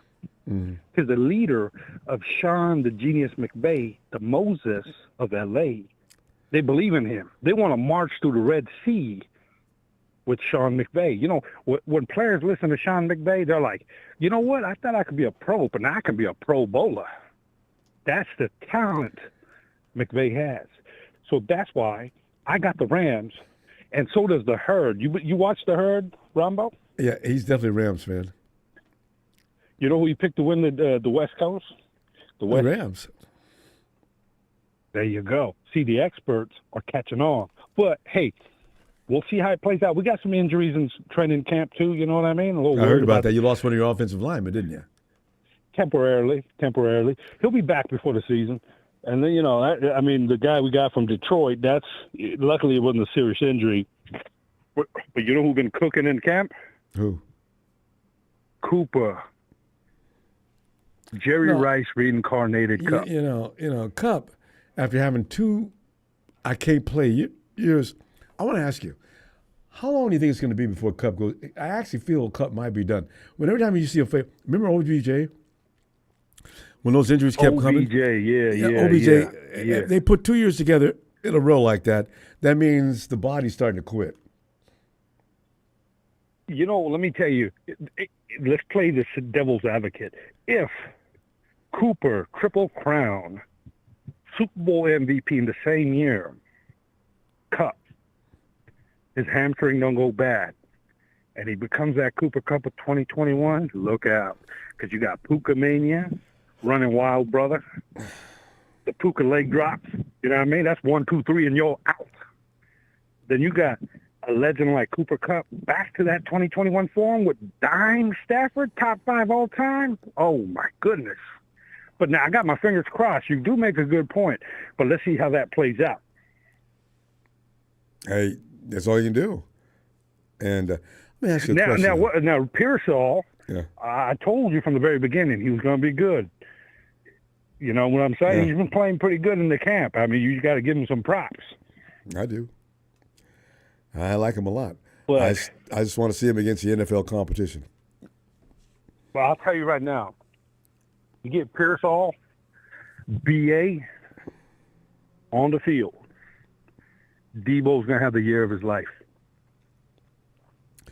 Maybe he's working hard. But if you don't get BA, it's going to be a problem because he makes that offense click. He's that atomic bomb you got to worry about. Listen. He's that guy that can kill you in one play. He's that guy that can fake you out. Yep. You know what I'm saying? He's that guy that can fake you out, make you fall on the ground on the Super Bowl. You need to calm down because here's the thing. He is not the guy who sets the table for the rest of the guys to eat. He's one of the people that eats after CMC sets things up. So life is not going to get any better for you, Marketing Pro. I just let you know. We will be there soon to run you out your own stadium. And when you come to San Francisco, we're not going to be pleasant about that either. So, it's not good for you. Yeah. I took a sip of that Hennessy as you said that. You know what I mean? You know what cures hiccups, by the way? Hennessy. What? Because these are really, I've had them this bad in a long time. But another sip of Hennessy? You take a sip of Hennessy, you know what I mean? The genius will kick in, man. The Hennessy increases intelligence. The more you sip on Hennessy, the smarter you sound. Right. Okay. Listen, we're going to go. I'm going to see you later. All right. Shout out to Papa Dragon. Shout out to Big Show. I like how you's cooking tonight. You know what I'm saying? And shout out to the OG Ronbo Sports. Shout out to the Sean the Genius McVay Rams Nation. You know what I mean? Cheers. Good night, Marketing Pro. Let's go check in with Tony. Hey, Tony. First of all, Marketing Slow, I was telling you in the chat, this is the 49ers chat. You don't do any shout-outs. I don't do any shout-outs. I'm a Falcons fan. Only Niners fans do shout-outs, clown. Ozo the clown. Well, and the Hennessy is making you delusional. Marketing Pro has never been one to stand on protocol. Struggling clown. What I do think, Marketing Pro actually sits around and writes these little comic phrases down. How many did he have tonight? You mean he writes his material?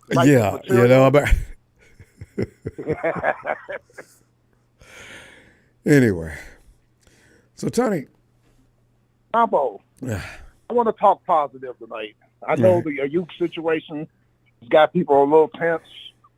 I want to talk about some backup players of yours that the internet saying it's real good. I saw some tape. Matter of fact, one of the kids y'all got, I saw him at Purdue. He's a good linebacker. Your backup. Oh, Winters and Graham. Yeah. We got another one? No, the kid, Jalen Graham. Yep, Jalen Graham. Y'all drafted him in the 7th round last year. He's a dog. Fred Warner loves him. He can hit. Yeah. Yep. Jalen Graham. And then this other kid out of TCU, D. Winters. In the middle.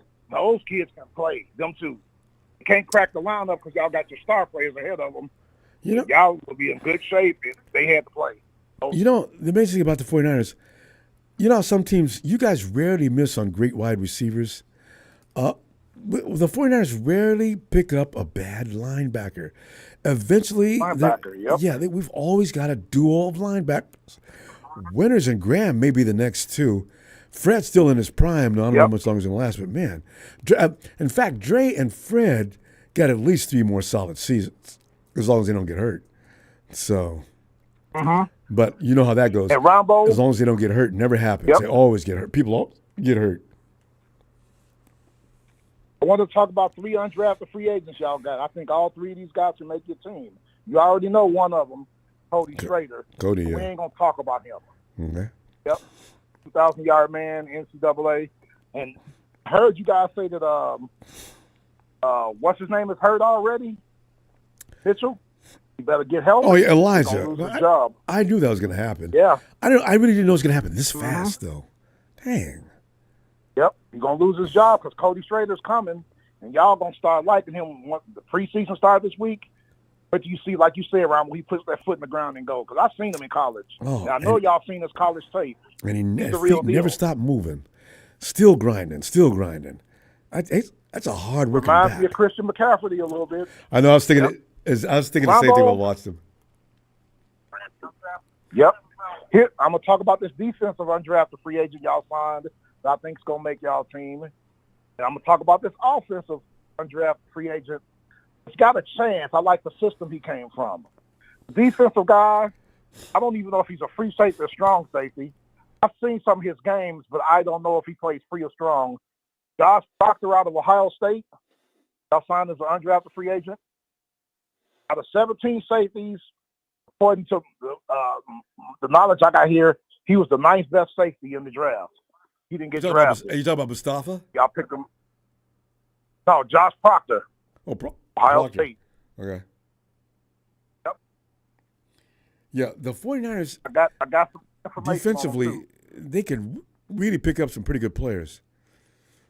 Luda Jr., Jair Brown. Jair Brown is just harassing our offense these last few days too. So. Yep. Oh, The Ohio State maybe you're talking about defensive Bethune. state tackle. Bethune. What's Bethune's first name? Bethune.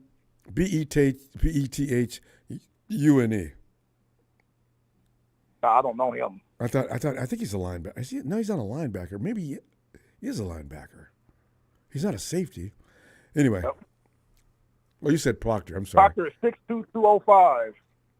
He's a willing tackler. Ohio State, wait a minute. Buckeye, I have heard conversation about him. Not a lot of conversation. Remember Antoine Winfield? Not Antoine Winfield, Yeah. Antoine Winfield Jr., the one that's playing now. I'm talking about his dad that played for Minnesota. Remember how little he was? He would knock your brains out? Yeah.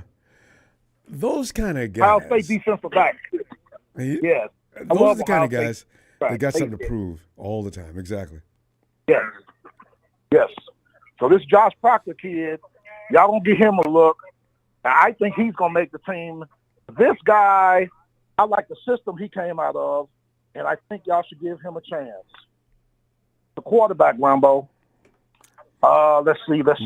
He was Austin Reed out of Western Kentucky. I love Western Kentucky players. Did you say cornerback or quarterback? Quarterback. Austin Reed out of Western Kentucky, undrafted free agent. We've got Austin Out of Reed? 15 quarterbacks, he was the 14th best. Got a I am falling behind on who's on this team. Oh, I didn't even know about Austin Reed. Yep. He took over for Bailey Zappi. Bailey Zappi was a 4th-round pick of New England in 2022. And he took over for him. Austin Reed, let's see. In 2022, because Zappi came out after 21, he had 40 touchdowns, 11 interceptions. And last year, he had 31 touchdowns, 11 interceptions. What they say about the analysis on Austin Reed, he might be a product of the system. Because Western Kentucky, they be putting the ball up. Yeah. The Jets drafted one of their receivers in the 4th round this year. I like Western Kentucky's offense. I see them in college every year. But give this kid a look. Ronbo, he's 6'2", 220. Austin Reed, 6'2", 220. undrafted free agent. And that's the size everybody likes. So, yeah. Give that kid a look. See what he can do. That's a good Western Kentucky system. They put a lot of points on the board in their conference. But might be able to keep him on the practice squad. Make him your number 3. Well, you know. Just give the kid a look. He might be a number 3 because the fact of the matter is, Mordecai is making both Bennett and Dobbs. There's something wrong with him. So I'm not sure what's going on. Yeah. Dobbs looks in the preseason. Confused, indecisive. Austin Reed in preseason. Yeah, and he's throwing butterflies instead of passes. It's very strange. Because I remember seeing him play during the season. We had our Friday night. Yeah. And he looked a lot better than he had our Friday he night was. lights in Mercedes-Benz Stadium Friday night, like I told you. And Penix Ronbo, Michael Penix, and I don't care what y'all say, Rams, knuckleheads in Yeah. the chat. That's why I'm glad I don't know if he's going to be second string, but we got Taylor Heineke. Penix had 12 straight incompletions in that Friday night scrimmage. He's not ready. Yeah. That's good. I'm glad we drafted him. He's going to sit. If anything, we could play Taylor Heineke as our backup. Yeah. Just keep Penix and let him sit. And He had Jordan 12 Love looks straight like that. incompletions. There's no need to panic. There's no need to panic, though, because he ain't playing anyway. Yeah, because Jordan Love looked like that when he first came in, too. And I said, oh, man, another first-round pick bust. 3 years later, now Jordan Love's one of the highest-paid Let him quarterbacks sit. in the league. Yep. Rookies, I think quarterbacks Penix really gonna do sit not this need to year come in. and I don't next care if they're drafted in the first round or not. They do not need to come in right away because chances are you'll see there's a C.J. Stroud here and there, and there's even a Brock Purdy here and there. But you know what? Your chances of that are 90 million to 1. It's going to be hard. Yeah. They usually they have bad habits, and they get fearful, and they get ruined. And I heard you guys talking early in the chat, Ronbo, about possibly getting Amari Cooper. Yeah. I heard you say you didn't want Amari Cooper there. Amari Cooper is still productive. He just his stats and Brandon Aiyuk's stats were similar. Really? Last year.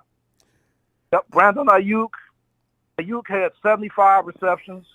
Amari Cooper had 72 receptions last year. Oh, so he Brandon wasn't that far Aiyuk had behind. 1,340. Yep. Brandon Aiyuk had 1,342 yards. Amari Cooper had 1,250 yards. So he still had a That's about 1,000-yard season. Oh, okay. Because I've only watched a couple of games last year. Cleveland wasn't playing the 49ers. And I said, Amari acts like he's just pretty much, I'm just out here. But I didn't see every game. So, he balled. Well, you Yeah, know. he balled in the playoffs, too. And then Brandon Aiyuk had 7 touchdowns. Amari Cooper had 5 touchdowns. Right. And last stat, Brandon Aiyuk had 17.9 yards of reception last year. Amari Cooper had 17.4 yards of reception. So they had similar numbers last year. Yeah. There you go. So they're the two teams talking between them and New England. But Tony, we got to go. I got some things I need to do before I go to bed. Let me Yes, see sir. you. Let me see you Wednesday. And good stuff as usual. Yes, sir. So Austin Reed, I'm gonna be looking for him I am preseason too, this week to see because I like Western Kentucky quarterbacks. That Bailey Zappi in New England, they're gonna release him because they got because the quarterback they drafted, and then they got the one guy. Somebody's gonna pick him up too. So, but Ronbo, good talking to you. Same hit here, the man. likes, guys. Hit the likes. And I will see you on Wednesday, Ronbo. Looking forward And to it, Tony. Rams knuckleheads. Y'all don't know nothing about football. They're wishful and hopeful. All right, Tony. Have a great night. See you Wednesday, sir. Looking forward to Austin Reed, Ronbo, look him up. Look at his tape. it. All right, can't wait. All right, Take care. you too. And let's go check out Banks real quick. Hey, Banks. Hey, what's up, Ronbo? Banks, man, just sit back here tripping on 49ers. Season's already getting started. If you weren't worried before now, it's usually when people start worrying, like me. I said, because, I don't want this situation with Trent Williams and Brandon Aiyuk to continue. It looks like it is. Oh yeah, for sure, man. But you know what? I'm gonna start off like this. So, Ronbo, thank you for your platform, for all of us wannabe GMs and coaches. Yeah, to fit our teams, man. But I'm not gonna lie to Ronbo. I remember I told you, I think it was a couple years ago, when everybody was talking about was down in Deebo. Yeah. And I was like, nah, we need Deebo. We need Deebo. See, that's and then hold on, Ronbo. I'm sorry, brother. That's right. And then they were talking about something else. I forgot what the hell they were talking about. And I was like, nah, I don't. Oh, no. I said, what about some white boys? The white boys, But anyway, what's in the air right here, over here in the Bay Area in San Francisco, man, I'm hearing, I think Brandon Aiyuk is, you feel me, probably like a 2-year, you know what I mean? 2-year deal? And probably that's what we're hearing over here. And him is probably going to be for a little bit of nothing. But though, Brandon's not going to accept a 2-year deal. No, he is You for think a he little will? bit of nothing. I think it's like for a little bit of something. And I think Deebo's 2 years old and is up too, right? No, Deebo's got it. Well, yeah. Deebo's deal ends next year. Yeah. Next year. Okay, it probably is. With a bird in my ear was like, okay, if they gonna, but I don't want to steer you wrong or right. Don't listen to me. You know what? I'm Don't just quote me on saying, that because I thought it was. That's why he's playing so. Deebo's coming in this season with blood in his eye, for the reason that Deebo knows somebody's going to pay him, but it ain't 49ers going to be somebody else. That's what I heard. I could be wrong now. Yeah, I could be wrong too, but I'm just saying though, like hey man, I didn't steer you wrong when I was like, we needed Deebo and everybody was doubting Deebo, and I didn't steer you wrong when I was like, damn, them WBs is all this, and now I'm not trying to steer you wrong, but don't hear me. I'm just trying to. You know what, Ronbo? Thank you, man. Yeah, you're welcome. Hey, I always listen to you, but I never call in because I always want to listen to these GMs and these coaches. These We got a lot, coaches and these GMs that be telling you like, yeah, this is what we should have did. Should have well, but hey, I'm gonna just give you that, man. Yeah, love you, Ronbo. Nah, thanks, fam. What Love happened? you back. What happened? No. What happened? What? Go ahead. No, I just listen. Yeah, for sure, man. Hey, Thomas. Hey, yo, love you, Ronbo, man. I appreciate your platform. And I always listen to you. Appreciate it, fam. And you know what, man? I'm always call you like once in a while, and what I hear, and what the bird tell me over here in the Bay Area, man. In San Francisco, man. But for sure, man. It's gonna get better. This problem's gonna have to figure itself But out. I'm because we can't hearing, continue going I'm hearing Ronbo is too, for real. I believe it. I'm hearing it's too. See, because and then I don't know about the Trent. I don't know about the Trent Williams situation, but I'm telling you though. But you know what? The quiet deals are usually the ones that get taken care of because CMC, it got real quiet and suddenly it went away. Aiyuk's situation has been on the news every minute of the day, every day. So, I don't know. But we're going to get locked in, man. I think before, the season starts, then everything's going to come out.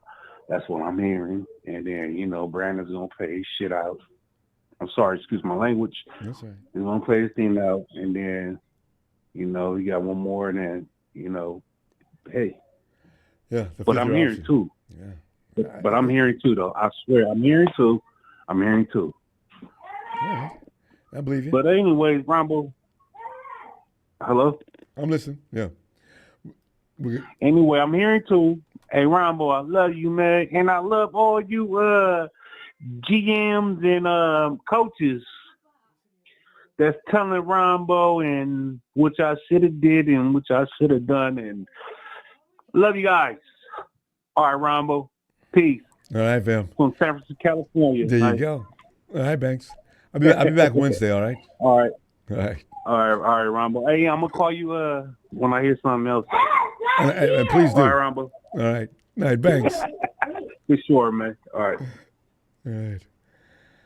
Okay. Fam, thanks for the contributions tonight. Always appreciated. And please, don't forget to subscribe before you leave so we can find you and invite y'all in to get on that phone and let's talk 49er football. This is really weird. I've never had hiccups this long in my life. And no drinking. You know what? Is that a joke? Does anybody actually really get hiccups after they drink? I've never done that. Anyway, I'll get rid of them. I know several remedies. And please, hit like as well. I'm out. Hey, Smooth. Good night to you, fam. You gonna be all right? All right. And I'll see you Wednesday. What if I hiccup during the middle of this? No, I can do it. The Niners scream will overpower everything. As soon as I said it, Niners!